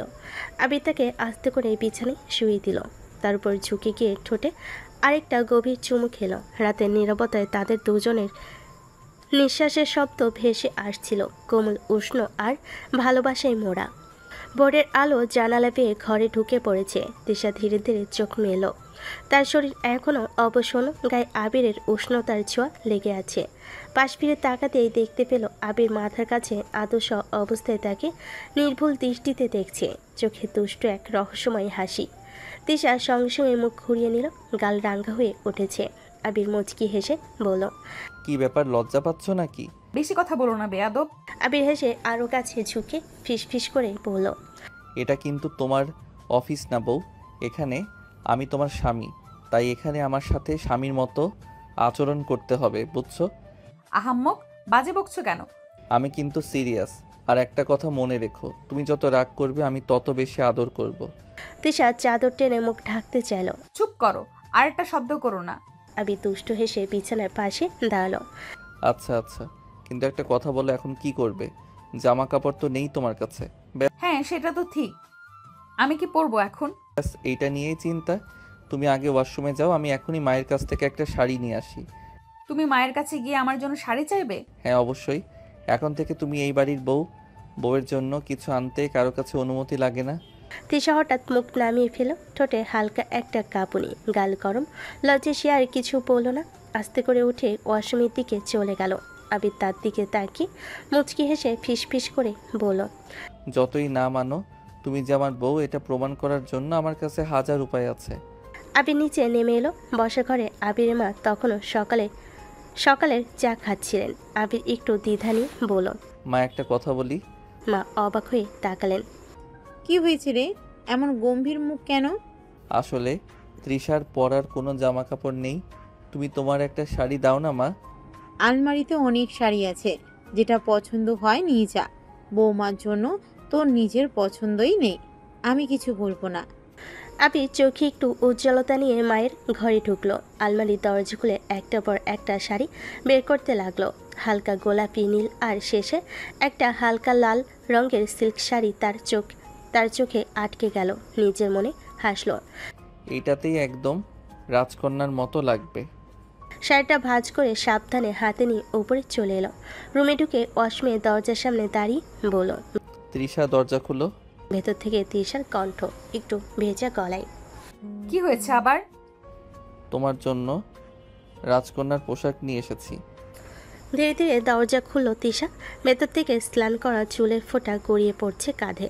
আবির চোখ মুহূর্তের জন্য থেমে গেল তার উপর, তারপর নিজেকে সামলে বলল, নাও, মার আলমারি থেকে বেছে এনেছি, আশা করি আমার পছন্দ খারাপ না। তৃষা শাড়িটা হাতে নিয়ে তাকালো, চোখে হালকা বিস্ময়, গলায় কাঁপুনি। তোমার পছন্দ সত্যি খারাপ না, কিন্তু এসব করতে হবে না আবির। আমি যা করি মন থেকে করি। এবার তাড়াতাড়ি রেডি হও, না হলে মা ভাববে আমি আবার ঘরে কিছু প্ল্যান করছি। তোমার মুখটা একদম সহ্য হয় না। সহ্য না হলেও এখন থেকে প্রতিদিন এই মুখই দেখতে হবে মিসেস আবির। তৃষা কিছু না বলে দরজা বন্ধ করে দিল। আবির বাইরে দাঁড়িয়ে রইল, ঠোঁটে সেই একই রহস্যময় হাসি, যেন লজ্জার আড়ালে ধীরে ধীরে জন্ম নিচ্ছে এক মধুর বন্ধন। তৃষা ধীরে ধীরে বাথরুম থেকে বেরিয়ে এলো। ভেজা চুল কাঁধে ঝুলে আছে, কপালের পাশে কয়েকটা চুল লেগে আছে জলের ফোঁটায়। গায়ে লালচে গোলাপি রঙের সিল্ক শাড়ি যেন ভোরের সূর্যের মতো ঝলমল করছে। আবির হালকা শব্দ শুনে ঘুরে তাকাতে চোখ থেমে গেল তৃষার উপর। এক মুহূর্তের জন্য নিঃশ্বাস বন্ধ হয়ে গেল তার দৃষ্টি এমনভাবে আটকে গেল যে তৃষা একটু অস্বস্তিতে পড়ে গেল। ধীরে বলল, এমনভাবে তাকিয়েছো কেন? কারণ এই প্রথমবার মনে হলো আমি সত্যি ভাগ্যবান, আপনি এত সুন্দর হতে পারেন সেটা আগে বুঝিনি। বেশি বাড়াবাড়ি করো না। আচ্ছা আচ্ছা, আপনি একটু বসুন, আমি 5 মিনিটে ফ্রেশ হয়ে আসছি। তৃষা ড্রেসিং টেবিলের সামনে গিয়ে বসলো। বড় আয়নায় নিজের প্রতিচ্ছবি দেখলো, চোখে একটু লজ্জা, ঠোঁটে হালকা হাসি। তার নিজের মনেও যেন কিছু একটা পরিবর্তন হচ্ছে, কিন্তু সে নিজেকে বোঝাতে পারছে না ঠিক কী সেটা। ওদিকে আবির বাথরুমে ঢুকে গেল। পানির শব্দ আর ঘরের নরম আলো সব মিলিয়ে পরিবেশটা যেন অন্যরকম লাগছে। প্রায় 10 মিনিট পরে আবির বেরিয়ে এলো। চুল ভেজা, গায়ে সাদা শার্ট, হাতার বোতাম খোলা, মুখে সেই চেনা দুষ্টু হাসি। তৃষা মুখ ফেরালো, কিন্তু আবির একদম কাছে গিয়ে বলল, এখন ঠিক হয়েছে, রাজকন্যার সঙ্গে মানাবে এমন রাজপুত্র তো হতে হবে, তাই না? তোমার এসব কথা না বললেই পারতে। কিন্তু চুপ থাকলে তো আপনার হাসিটা মিস করতাম। তৃষা কিছু না বলে বাইরে চলে গেল। আবির পেছন পেছন নিচে নামলো। ড্রয়িং রুমে আরও তখন কেকের বাক্স সাজাচ্ছিল। ওদের দুজনকে একসাথে দেখে আরও হা করে তাকিয়ে বলল, ও মা, তোমাদের দুজনকে আজ মনে হচ্ছে রাজপুত্র আর রাজকন্যা একসাথে নামছে কোনো সিনেমা থেকে। তৃষা লজ্জায় মাথা নিচু করে ফেল, আর আবির দুষ্টু হেসে বলল, বলেছিলাম না আপনার বউকে দেখে চোখ সরিয়ে দেখতে পারবে না। ঠিক তখনই আবিরের মা এগিয়ে এলেন, চোখে তৃপ্তি আর মুখে হাসি নিয়ে বলেন, আহা, তোমরা দুজনকে একসাথে দেখলে মনে হয় ঘরটা আলোকিত হয়ে গেছে। এইভাবে তো সংসার মানায়। তৃষা কিছু বলতে পারল না। মায়ের কথায় তার মুখের কোণ লজ্জার ছায়া, চোখের ভেতরে অজানা ঝিলিক। আবির ধীরে পাশে গিয়ে বলল, শুনলেন তো মা, ও এখন আমাদের জুটি হিসেবে মেনে নিলেন। এখন চুপ করবে? আপনি যত রাগ করেন ততই আপনাকে ভালো লাগে। ভাইয়া প্লিজ, এখন তো অন্তত সিনেমার মতো সংলাপ দিও না। সবে হেসে উঠল আর ঘরটা ভরে গেল এক অজানা উষ্ণতায়, যেখানে রাগ, লজ্জা, ভালোবাসা আর সম্পর্কের বন্ধন একসাথে মিশে তৈরি করছিল এক নতুন সকাল। সকালটা যেন অন্যদিনের চেয়ে অনেক শান্ত। আকাশে রোদ উঠেছে, বাতাসে একটা হালকা স্নিগ্ধতা। তিশা নরম করে ওড়না ঠিক করতে করতে টেবিলের পাশে বসে আছে। আবির মা টেবিল সাজাচ্ছেন, পাশে আরও ব্যস্ত চা ঢালছে। খাওয়া দাওয়া শেষ হতে তিশা ধীরে গলা নামিয়ে বলল, আন্টি আমি এবার অফিসে যাব, আজ একটা জরুরি মিটিং আছে। অফিস করবে, খুব ভালো কথা মা, কিন্তু একটা কথা মনে রাখিস, অফিস যেমন জরুরি সংসারও তেমন জরুরি। অফিসের কাজ করবি কিন্তু ঘরটাও মন দিয়ে সামলাস। আমি চেষ্টা করব আন্টি। এখন আমি আর তোর আন্টি নই, তোর বাবার কলিগের স্ত্রীও নই, এখন আমি তোর শাশুড়ি, মানে তুই আমার বৌমা। তাই এখন থেকে আমায় মা বলেই ডাকবি, শুনছিস? তিশা মুহূর্তেই থমকে গেল, ঠোঁট শুকিয়ে গেল যেন। সে আস্তে মাথা নিচু করে বলল, আচ্ছা মা, ঠিক আছে, চেষ্টা করব। আবির পাশে বসে মুখে এক চিলতে হাসি টেনে বলল, শুধু চেষ্টা না, অভ্যাস করে ফেলো বউ। তোমাকে কে কথা বলতে বললো? আমার বউকে কেউ মা ডাকতে বলছে, আমি তো একটু গর্ব করতেই পারি। তিশা মুখ ঘুরিয়ে নিল আর আবির মা হেসে বললেন, ঠিক আছে, তোরা এখন যা। আবির তুই বৌমাকে নিয়ে অফিসে যাবি, আবার একসাথেই নিয়ে আসবি, ঠিক আছে? ঠিক আছে মা, আমরা একসাথেই যাব। আহা, এখন তো একসাথে যাওয়া শুরু, পরে একসাথে ফেরার গল্প শুনবো। গল্প তো প্রতিদিনই হবে, তবে সেটা শুধু আমার বউ আর আমার। তিশা তখন ব্যাগ গুছিয়ে নিচ্ছিল, মুখে রাগ দেখাচ্ছিল, কিন্তু সেটা ঠোঁটের কোণে লুকিয়ে থাকা হাসিটা চোখ এড়ালো না আবিরের। চলো, দেরি হয়ে যাবে। উনি মানে আমার ম্যানেজার, তাই ওনার আদেশ অমান্য করা যাবে না। বাড়ি থেকে বেরিয়ে দুজন যখন একসাথে গাড়িতে উঠল, বাতাসে এক অজানা শান্তি মিশে গেল।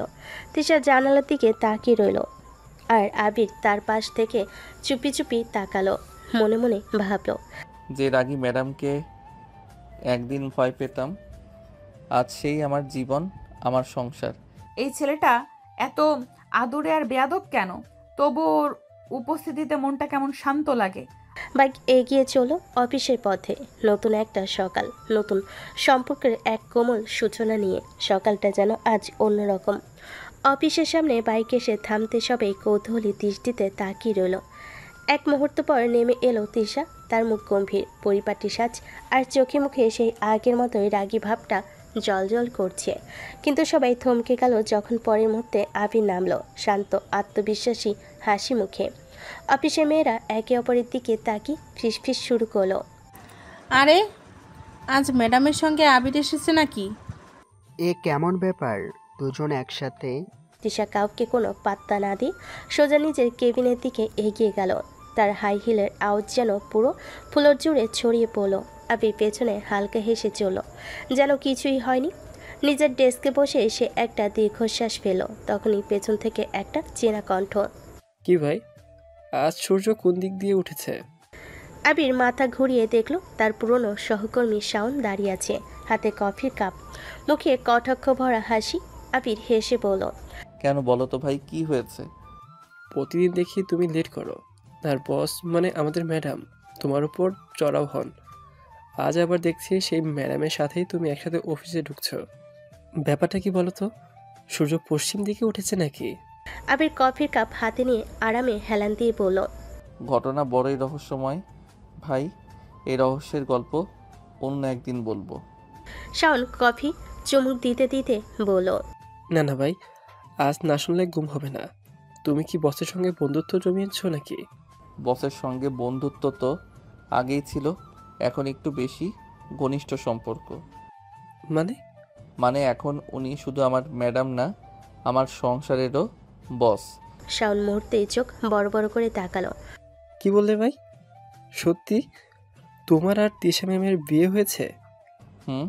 অফিসে ম্যাডাম আর ঘরে বউ, এখন বুঝলে কাহিনী? ভাই তুমি তো ইতিহাস গড়েছ। আমাদের রাগী ম্যাডামকে বিয়ে করা মানে বিশাল সাহস লাগে।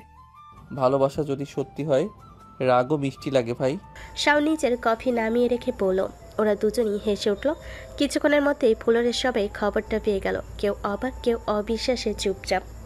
তিশা কেবিনের ভেতর থেকে বেরিয়ে এলেন ফাইল হাতে নিয়ে সবে সোজা হয়ে দাঁড়িয়ে গেল। চোখের কোণায় হালকা হাসি নিয়ে সে বলল, আবির, প্রজেক্টের রিপোর্ট রেডি আছে তো?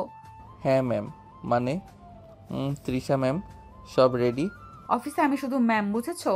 জি ম্যাম, অফিসে আপনি ম্যামই থাকবেন, ঘরে আপনি আমার জীবন। চারপাশে স্টাফরা হাসি চাপতে না পেরে নিচের দিকে তাকিয়ে রইল। তৃষা লজ্জায় মুখ ফিরিয়ে নিজের কেবিনে ফিরে গেল। আবির মাথা চুলকে নিজের জায়গায় বসে পড়ল। শাওন পাশে এসে বলল, ভাই, তুমি তো অফিসের রোমান্সের নতুন ডেফিনেশন বানিয়ে ফেললে। ভাই, এখন থেকে সাবধান থাকো, আমি বসের স্বামী, মানে বস অব দ্য বস। শাওন হেসে গড়িয়ে পড়ল। আর পুরো অফিসে বাতাসে আজ যেন হাসির গন্ধ আর মিষ্টি প্রেমে রেশ ভাসতে লাগলো। সকালটা আজ অস্বাভাবিকভাবে ব্যস্ত।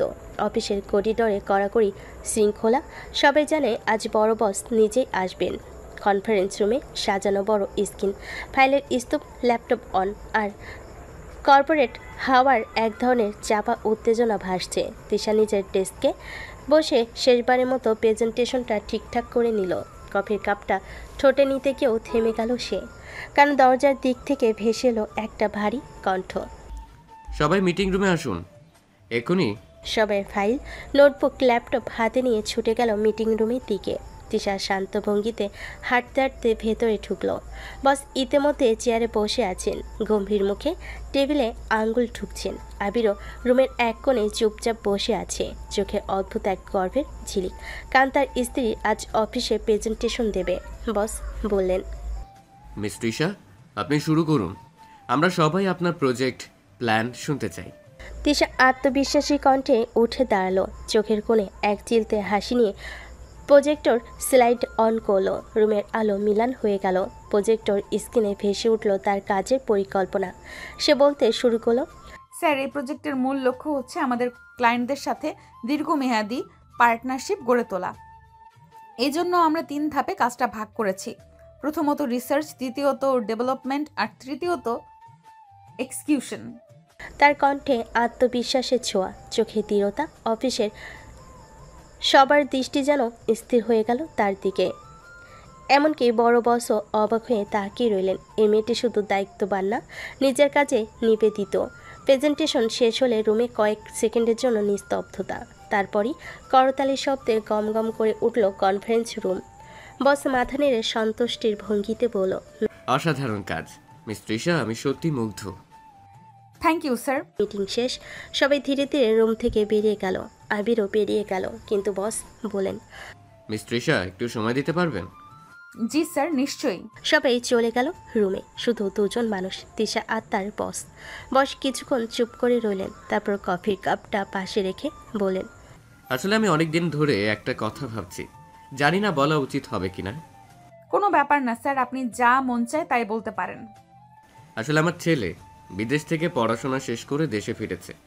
এখন ওর জন্য ভালো একটা পাত্রী খুঁজছি। আমি অনেক মেয়েকে দেখেছি, কিন্তু আমার চোখে তুমি আলাদা। তোমার ব্যবহার, কাজের প্রতি নিষ্ঠা, সব কিছুই আমাকে মুগ্ধ করেছে। তাই ভাবছিলাম, তুমি কি আমার ছেলেকে বিয়ে করতে রাজি হবে? তৃষা যেন মুহূর্তে জমে গেল, চোখ বড় বড় হয়ে গেল, তার কণ্ঠটা কেঁপে উঠল। কি বলতে চাইছেন আপনি স্যার? আপনি কি সত্যিই বলছেন? হ্যাঁ তৃষা, আমি পুরোপুরি সিরিয়াস। তুমি আমার ছেলের জন্য একদম পারফেক্ট। তৃষা কিছুক্ষণ চুপ করে রইল, তারপর ধীরে ধীরে বলল, স্যার, আপনি ভুল ভাবছেন। আমি আপনার ছেলেকে বিয়ে করতে পারবো না। কেন মা, কোনো সমস্যা আছে নাকি? সমস্যা নয় স্যার, আসলে আমি ম্যারিড। বস হঠাৎ থেমে গেলেন, মুখের ভাব পাল্টে গেল। কি বললে তুমি? তুমি ম্যারিড? জি স্যার, আমার বিয়ে হয়েছিল কিছু পরিস্থিতির কারণে। কেউ জানে না, অফিসেও না, কিন্তু যেইভাবেই হোক বিয়েটা হয়েছে। রুমে নীরবতা নেমে এলো। বস কিছুক্ষণ চুপ করে তাকিয়ে রইলেন তৃষার দিকে, তারপর মৃদু স্বরে বলেন, ও, আমি সত্যি দুঃখিত তৃষা। আমি না জেনে এমন কথা বলে ফেলেছি। তোমার উপর কোনো চাপ দিতে চাইনি। না স্যার, এতে দুঃখের কিছু নেই। আপনি জানতেন না, সেটা স্বাভাবিক। বস হালকা হাসলেন, কিন্তু চোখে খানিকটা বিস্ময়ের ছাপ রেখে বললেন, তুমি সত্যি এক অসাধারণ মেয়ে তৃষা। তোমার কাজের প্রতি তোমার সম্মান আমার আরও বেড়ে গেল। যাক, এবার যাও। আর হ্যাঁ, অফিসেই ব্যাপারটা আমাদের মধ্যেই থাক। অবশ্যই স্যার। বাইরে বেরিয়ে আসার পর তৃষার বুকের ভেতর ধকধক করছিল, কারণ করিডোরে অন্য প্রান্তে দাঁড়িয়ে আবির নিঃশব্দে তাকিয়েছিল তৃষার দিকে। একটা হালকা হাসি মুখে, চোখে গর্ব আর অদ্ভুত শান্তি, যেন বলছে তুমি যতই লুকাও আমি জানি তুমি আমার, শুধু আমারই। দিনভর কাজের চাপ শেষে অফিসে ক্লান্ত পরিবেশ, সবাই একে একে বেরিয়ে যাচ্ছে। লিফটের সামনে এক কোণে দাঁড়িয়ে আছে তিশা, চোখে হালকা ক্লান্তি, মুখে নীরবতা। আজকের দিনটা তার জন্য একটু অন্যরকম ছিল, বছর সেই কথাগুলো এখনো কানে বাজছে। তুমি আমার ছেলের জন্য একদম পারফেক্ট পাত্রী। কথাটা নির্দেশ ছিল, কিন্তু তার বুকের ভেতর কেমন অদ্ভুত এক অস্থিরতা তৈরি করেছে। অফিসের গেট পেরোতেই সামনে দাঁড়িয়ে থাকা এক পরিচিত দৃশ্য, কালো জ্যাকেট, হাতে বাইকের হেলমেট, ঠোঁটের কোণে সেই দুষ্টু হাসি। আবি তিশাকে দেখেই সে বলল, ওঠো ম্যাডাম, আজ হেঁটে বাসায় ফিরবে নাকি? তিশা কোনো কথা না বলে নিঃশব্দে বাইকের পেছনে বসে পড়ল। আবির একটু কপাল কুঁচকালো, ইঞ্জিন স্টার্ট দিতে দিতে তাকিয়ে বলল, কি ব্যাপার, আজ মুখে তালা মেরে বসে আছো, রাগ করেছো নাকি? তোমার এত কিছু জানা লাগবে না। আহা, আমি না জানলে কে জানবে? বলো তো, আমি তোমার স্বামী, তোমার ভালো লাগা খারাপ লাগা সব জানার অধিকার আমারই আছে। তিশা মাথা ঘুরিয়ে অন্যদিকে তাকিয়ে রইল চুপচাপ। হাওয়াই তার চুল উড়ে এসে আবিরের কাঁধে লাগলো। আবির এক মুহূর্তে তাকিয়ে থাকলো, তারপর মৃদু স্বরে বলল, দেখো, কথা না বললে কিন্তু আমি তোমাকে জোর করে হাসাবো, তখন আবার বলবে আমি বেয়াদব। তুমি সব সময় সিরিয়াস ব্যাপারকে মজা বানাও, এটা আমি একদম পছন্দ করি না। আর আমি পছন্দ করি তোমার এই মুখ ভার করা চেহারাটা। জানো কেন? কারণ এটা দেখলে বুঝতে পারি আমার বউ রাগ করেছে, মানে এখন ওকে একটু ভালোবাসা দিয়ে শান্ত করতে হবে। মাথা খেও না আবির, গাড়ি চালাও। উফ, কেমন করে জানো? তুমি রেগে গেলে আমি ভীষণ ভালোবাসি তোমাকে দেখতে। তোমার চোখ দুটো তখন যেন একদম আলাদা রঙে জ্বলে ওঠে। কথা না বললে কি মরবে তুমি? তোমার মুখ থেকে কথাটা শুনলেই মনে হয় বেঁচে আছি। তিশা ঠোঁট কামড়ে ফেলল, কিন্তু মুখ ঘুরিয়ে নিল। বাইকটা চলছে শহরের ব্যস্ত রাস্তায়, হালকা সন্ধ্যার আলো, বাতাসে গন্ধ, রাস্তার দুপাশে জ্বলে উঠছে লাইট। আবির মাঝে মাঝে পেছনে তাকিয়ে তিশার চুল ঠিক করে দিচ্ছে, যেন অজান্তে যত্নটা বেরিয়ে আসছে। একটু পর সে বলল, জানো, আজ সারাদিন তোমাকে একটু অন্যরকম লাগছে, শান্ত নরম ভাবনায় হারিয়ে থাকা একটা মেয়ে। কিছু হয়েছে কি? তিশা চুপ করে রইল, কিছু বলো না। মনে মনে সে নিজেই যুদ্ধ করছে। আজকের কথাটা কি আবিরকে বলা উচিত? বছর সেই প্রস্তাব শুনে তার মনে যে অদ্ভুত অপরাধবোধ তৈরি হয়েছে, সেটা কেন যেন আবিরের সামনে বলতে সাহস পাচ্ছে না। আবির হালকা নিঃশ্বাস ফেলে বলল, ঠিক আছে, এখনই বলবে না, কিন্তু রাতে তোমাকে না হাসালে আমার নামই আবির না। তিশা কাঁধের ওপর থেকে মাথা না তুলে শুধু বলল, কিছু। তোমার এসব ডায়লগ এখন আর ভালো লাগে না। ডায়লগ না, সত্যি বলেছি। তুমি আমার হাসির কারণ, তাই তোমার মুখে অভিমান মানায় না। কিছুক্ষণ পর বাইকটা থামলো তাদের বাড়ি গেটের সামনে। তিশা চুপচাপ নেমে ভেতরে ঢুকে গেল। আবির পেছনে তাকিয়ে মুচকি হেসে বলল, যতই রাগ দেখাও, তবুও জানি তোমার এই নীরবতাতেও আমার নামটা লুকিয়ে আছে তৃষা। বাতাসে শাড়ির আঁচল দুলছে, আর আবিরের চোখে সেই আগের মতোই ভালোবাসার মায়া ঝুলে রইল। রাত তখন অনেকটা গভীর, নিস্তব্ধতায় ভরে আছে পুরো বাড়িটা। জানালার পর্দা হালকা দুলছে, বাতাসে যেন এক অজানা ভার। তিশা আজ অনেকক্ষণ ধরেই কিছুটা অস্থির হয়ে ফোনটা হাতে নিয়ে বসে আছে। কিছুক্ষণ পর মায়ের নামটা স্ক্রিনে ভেসে উঠতেই কল রিসিভ করলো। মা, কেমন আছিস রে তুই? আজ তো ফোনেই করিস না, ভাবছিলাম তুই হয়তো ব্যস্ত। আমি ভালো আছি মা। ভালো আছিস জেনে মনটা শান্ত হলো। তুই এখন অনেক শান্ত দেখাচ্ছিস। আবিরকে নিয়েও শুনলাম তুই অনেকটা মানিয়ে নিচ্ছিস। আমি সত্যি খুব খুশি তিশা। তিশা ফোনটা কানে ধরে কিছুক্ষণ চুপ করে রইল, তারপর একটা ভারী নিঃশ্বাস ফেলে নিচু গলায় বলল, আমি ইচ্ছে করে আবিরকে মেনে নেইনি মা, তোমরা সবাই মিলে আমাকে বাধ্য করেছো। কি বলছিস এসব মা? হ্যাঁ মা, সত্যি বলছি, আমি আবিরকে কখনো চেয়েছিলাম না। আমি তো ওর ম্যানেজার, আমি ওর অফিসের সুপিরিয়র। একটা কর্মচারীকে আমি বিয়ে করব, এটা আমি কল্পনাও করিনি। তুমি জানো মা, আজ আমার বস আমাকে তার ছেলের জন্য পছন্দ করেছিল, বলেছিল তার ছেলে বিদেশ থেকে এসেছে, আমার মতো মেয়েকে সে চাইছে বউ হিসাবে।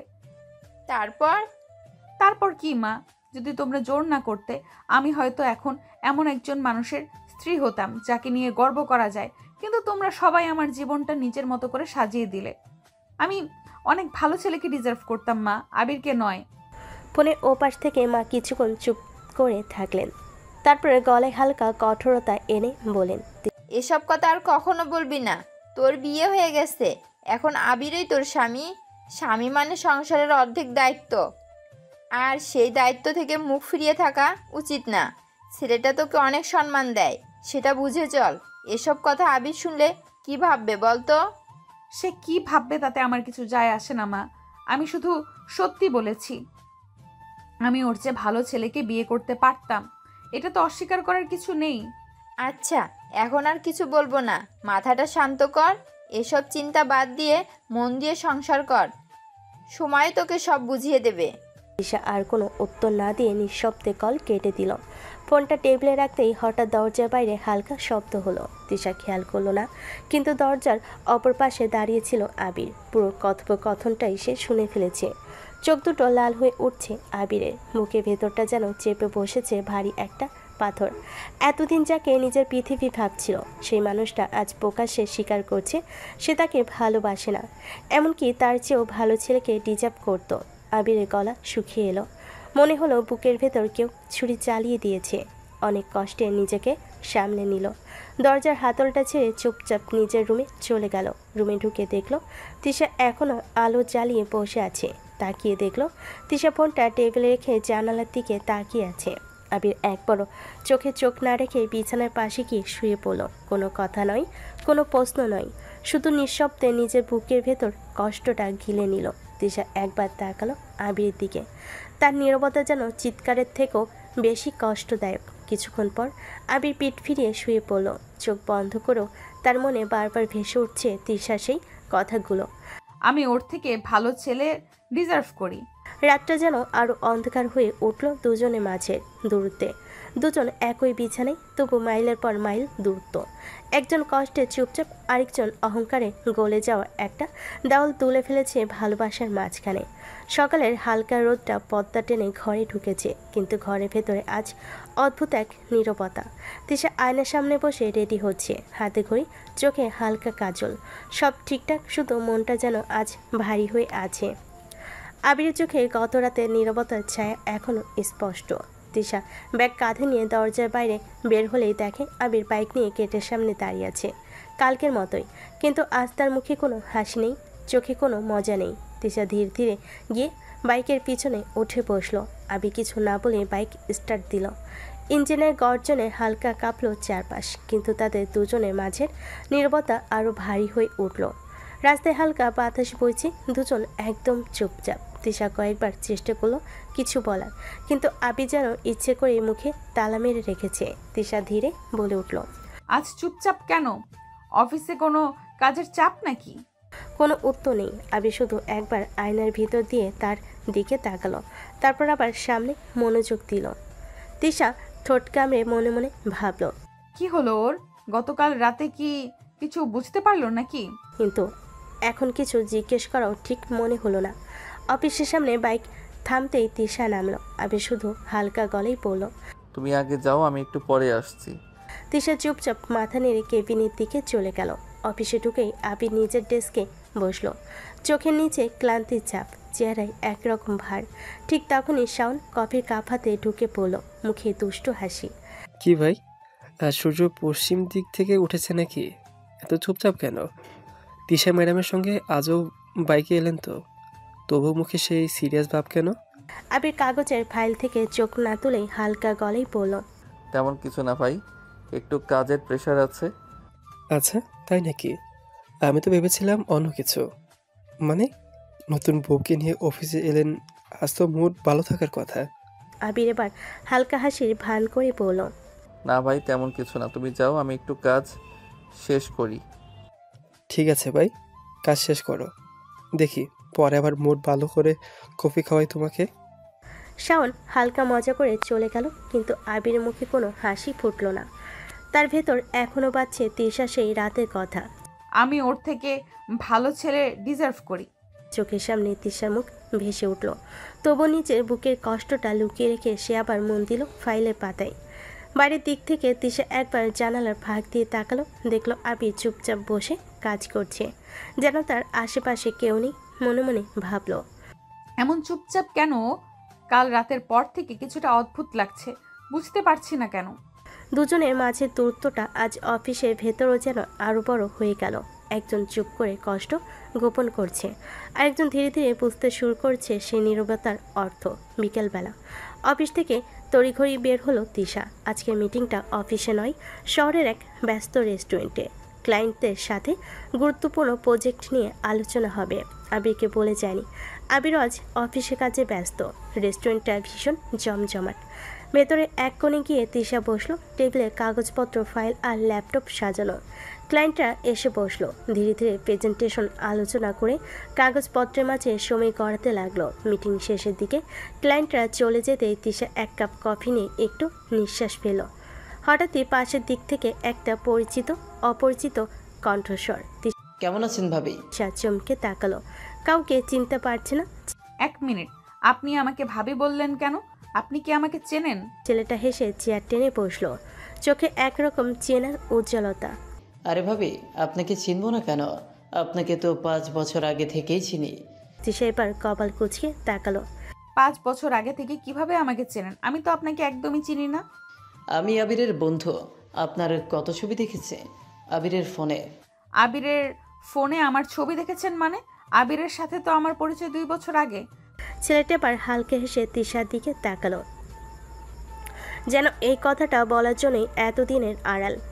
আরে না ভাবি, আপনি জানেন না, আবির আপনাকে সেই 5 বছর আগে থেকেই ভালোবাসে। একদিন ভার্সিটির সামনে আপনাকে দেখেছিল, সেই থেকে সারাদিন সারা রাত শুধু আপনার কথাই বলতো। আপনার ছবি, আপনার ছোট ছোট কাজ সব মনে রাখতো। তিশা স্থির হয়ে গেল, হাতে কফির কাপ হালকা কেঁপে উঠল। আর তাই যখন ওর পরিবার আপনার সাথে বিয়ের প্রস্তাব দিল, আবির খুব খুশি হয়েছিল। কিন্তু আপনি তখন ওকে মেনে নেননি, তাই ও ভেতরে ভেতরে ভীষণ কষ্ট পেত, তবুও কখনো আপনাকে জানায়নি। তিশা মনে হঠাৎ ঝড় বইতে লাগলো। মনে পড়লো আবিরের নীরবতা, তার চোখের ভেতরে কষ্টগুলো, তার বারবার চেষ্টার পরও তিশার অবহেলা। সে নিচু চোখে ধীরে বলে উঠল, 5 বছর ধরে আমাকে ভালোবাসে, অথচ আমি। আপনার একবারও মনে হয়নি ওর বাবার এত বড় বিজনেস থাকতেও কেন সাধারণ কর্মচারীর কাজ করে? ও শুধু আপনাকে দেখার জন্য এই চাকরিটা নিয়েছিল, যাতেও আপনার আশেপাশে থাকতে পারে, সেই জন্য চাকরিটা করে। ওর বাবার তো কোনো কিছুর অভাব নেই, এত বড় বিজনেস ওদের। তার কণ্ঠ আটকে গেল। যে মানুষটাকে সে এতদিন অবহেলা করেছে, সেই তাকে এত গভীরভাবে ভালোবাসে, এই সত্যিটা আজ যেন বুকের ভেতর কাঁপন ধরিয়ে দিল। ছেলেটা উঠে দাঁড়ালো। ঠিক আছে ভাবি, আমার কাজ আছে। ভাবলাম আপনাকে সত্যিটা জানাই। আপনি ভালো থাকবেন, আবিরকে কষ্ট দিবেন না। তিশা নিঃশব্দে তাকিয়ে রইল ছেলেটার চলে যাওয়ার পথে। মনে মনে হাজারো প্রশ্ন, আফসোস আর অপরাধ বোধ একসাথে ভিড় করেছে। সে হালকা কাপা হাতে ব্যাগটা গুছিয়ে নিল। আজ হঠাৎ আবিরের মুখটা অন্যরকম লাগছে তার কাছে। যে মুখে এতদিন বিরক্তি আর জেদের ছাপ দেখত, আজ সেখানে অদ্ভুত এক মমতা, এক ভালোবাসার ছায়া দেখতে পেল। রেস্টুরেন্টের দরজা দিয়ে বের হতে হতেই তিশার বুকের ভেতর শব্দ হলো, আবির, আমি তো কিছুই জানতাম না। তিশা ক্লান্ত মুখে বাসায় ফিরল, মনের মধ্যে একরাশ অপরাধ বোধ। আজ রেস্টুরেন্টে ছেলেটা যে কথাগুলো বলল, তারপর থেকে আবিরকে দেখার দৃষ্টিটাই বদলে গেছে। দরজা খুলতেই সে দেখল আবির আগে থেকেই ফিরে এসেছে। বসের ঘরে লাইট জ্বলছে, কিন্তু আবির কোথাও নেই। তিশা হালকা ডেকে উঠল, আবির। কোনো সাড়া নেই। কিছুক্ষণ খুঁজতে গিয়ে দেখল আবির নিঃশব্দে বেলকুনিতে দাঁড়িয়ে আছে। রাতের বাতাসে তার চুল এলোমেলো, চোখে যেন একরকম ঝড়। তিশা চুপচাপ দাঁড়িয়ে রইল কিছুক্ষণ, তারপর উপায় না পেয়ে রুমে চলে গেল। ফ্রেশ হয়ে এসে খাবারের সময় দুজনই এক টেবিলে বসলো চুপচাপ। আবির একবারও চোখ তুলল না তিশার দিকে। খাবার শেষে তিশা সাহস করে আবিরের দিকে এগিয়ে গেল। আবির, তোমার সাথে আমার কিছু কথা আছে। আবির ধীরে তাকালো, ঠোঁটে একটা তিক্ত হাসি ফুটলো। আপনার সাথে আমারও কিছু কথা আছে ম্যাডাম। তিশা চমকে উঠল। আজ হঠাৎ করে আবির তাকে ম্যাডাম বলে ডাকছে কেন? আজ হঠাৎ করে আপনি এমন করে বলছেন কেন? আবির হালকা হাসলো, চোখে কোনো কষ্ট জমে আছে। আপনাকে তো সম্মান দিতেই হবে, আপনি ম্যানেজার আর আমি একজন সাধারণ কর্মচারী। তিশার বুকটা ধক করে উঠল। সে বুঝতে পারল আবির আজ মনের কষ্ট থেকে কথা বলছে। আবির আবির ওর কথা কেটে দিয়ে সোজাসুজি বলল, আপনাকে আর কষ্ট করে এই সম্পর্ক বয়ে বেড়াতে হবে না ম্যাডাম। আপনি চাইলে আপনার যোগ্য কাউকে বিয়ে করতে পারবেন, আমি সেই ব্যবস্থা করছি। কি ব্যবস্থা করেছো তুমি? যত তাড়াতাড়ি সম্ভব আমি আপনাকে ডিভোর্স দিয়ে দিব। আপনাকে আর এই সম্পর্কে আটকে রাখবো না জোর করে। তিশা থমকে দাঁড়ালো। তার বুকের ভেতর হঠাৎ এক অদ্ভুত কষ্টের ঢেউ উঠল। এসব কি বলছো তুমি? হ্যাঁ ম্যাডাম, ঠিকই বলছি। আসলে আমার মতো একজন সাধারণ কর্মচারী আপনার মতো এত বড় একজন সিনিয়র পারসনকে ডিজার্ভ করি না। আপনি তো বড় কাউকে ডিজার্ভ করেন। আমি আসলে বুঝতে পারিনি, বুঝলে অনেক আগেই মুক্ত করে দিতাম আপনাকে। তিশা আর কিছু বলতে পারল না। তার মনে যেন হাজারো কথা, অথচ ঠোঁট শুকনো হয়ে গেল। আবির উঠে দাঁড়ালো, ধীরে বেলকনির দিকে চলে গেল। তিশা অবাক আর কাঁপা কাঁপা দৃষ্টিতে তাকিয়ে রইল তার দিকে। হঠাৎ সে বুঝতে পারল আজকের আবির অন্যরকম। যে আবিরকে সে এতদিন অবহেলা করেছে, সে আবির তাকে মুক্তি দিতে চাইছে।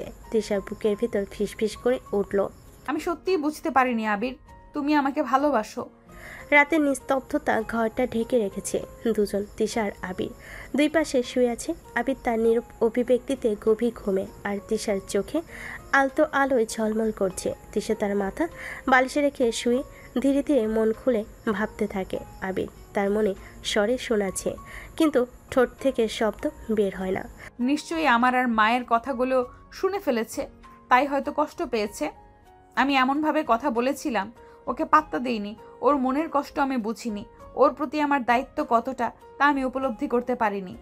তার দৃষ্টি ভেতর দিয়ে ছুটে বেড়াচ্ছে প্রতি মুহূর্ত, প্রতি ছোট ছোট কথার মতোই অনুভূতিতে ভরপুর। এখন তো ও আমার স্বামী, আর আমি তো ওকে মেনে নেওয়া উচিত। এতদিন আমি ভুল করেছি, ওকে শুধু একজন সাধারণ কর্মচারী ভাবতাম, পাত্তা দেইনি। সব আমার ভুল। আমি ওর কাছে ক্ষমা চাইতে চাই। ওর ভালোবাসা আর আমার অহংকার সব কিছু মিলিয়ে এতটা ভুল হয়েছিল।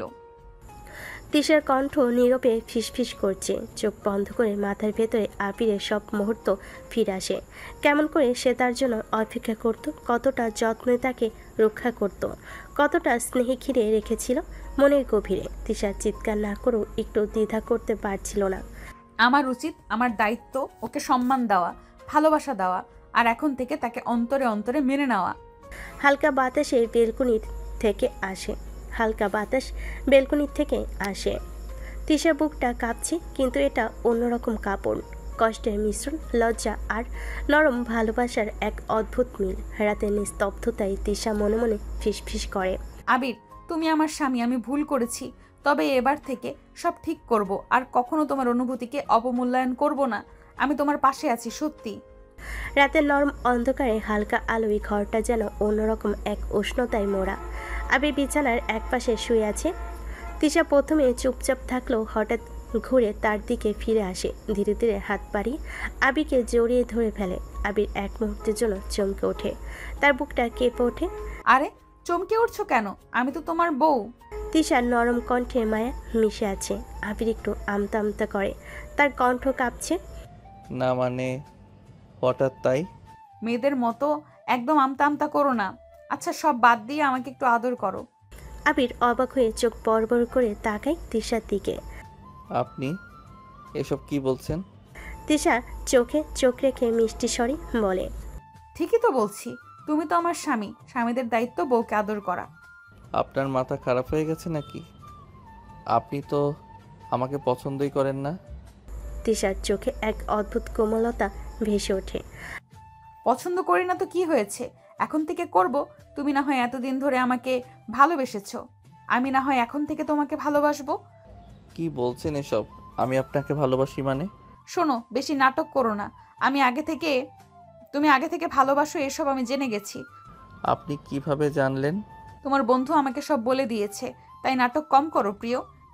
আবিরের চোখে অবাক আর লজ্জার মিশ্র ঝিলিক। তিশা আরও কাছে সরে এসে তার বুকের ভেতর মাথা রেখে ফিসফিস করে, এবার কিন্তু আমি সত্যিই তোমার। আবির কিছুক্ষণ নিঃশব্দ থাকে। তিশার চুলে হাত বুলিয়ে আলতো করে জড়িয়ে ধরে। ঘরে বাতাস যেন উষ্ণ হয়ে ওঠে। লাজুকতা আর ভালোবাসার মিষ্টি মিশলে সেই রাতটা যেন নতুন করে শুরু হয়। ঘরের ভেতর নরম আলো জ্বলছে, বাইরে হাওয়ার শব্দে জানালার পর্দা হালকা দুলছে। তিশা এখনো আবিরের বুকের কাছে মুখ লুকিয়ে আছে। আবিরের বুকে ধুকপুক শব্দ তিশার কানে স্পষ্ট শোনা যাচ্ছে। হঠাৎ আবির হাত বাড়িয়ে তিশার চিবুকটা আলতো করে তুলল। দুজনের চোখে আটকে গেল। কোনো কথা নেই, শুধু নিঃশব্দে গরম উষ্ণতা। এক মুহূর্তে দ্বিধার পর আবির হঠাৎ তিশার ঠোঁটে আলতো করে কিস করে বসলো। তিশার শরীর কেঁপে উঠল, কিন্তু সে সরে গেল না, বরং আবিরকে শক্ত করে জড়িয়ে ধরে তিশাও কিস করতে শুরু করলো। আবিরের কণ্ঠ কেঁপে ওঠে। আমি তোমাকে অনেক আগে থেকে ভালোবাসি, শুধু বলতে পারিনি। একবার বলেই দেখো, শুনতে চাই। আবির তিশার গালে আলতো হাত রেখে বলে, এখন বলছি, আমি তোমাকে অনেক ভালোবাসি, খুব খুব ভালোবাসি। তিশা আবিরকে বুকে জড়িয়ে ধরে নিঃশব্দে বলে। তারপর আমিও তোমাকে অনেক ভালোবাসবো, আজ থেকে প্রতিদিন, প্রতিটি মুহূর্তে। তারা দুজন আবার একে অপরকে কিস করতে লাগলো। কিসের উষ্ণতা, হাতের আলতো ছোঁয়া আর চোখের মায়া মিশে ঘরের বাতাস ভারী হয়ে উঠল।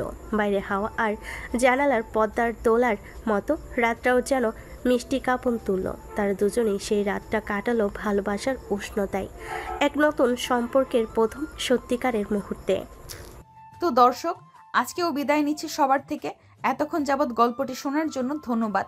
যাওয়ার আগে লাইক আর সাবস্ক্রাইব করতে ভুলবেন না, আর অবশ্যই গল্পের একটি রিভিউ দিয়ে যাবেন। আল্লাহ হাফেজ। সমাপ্ত।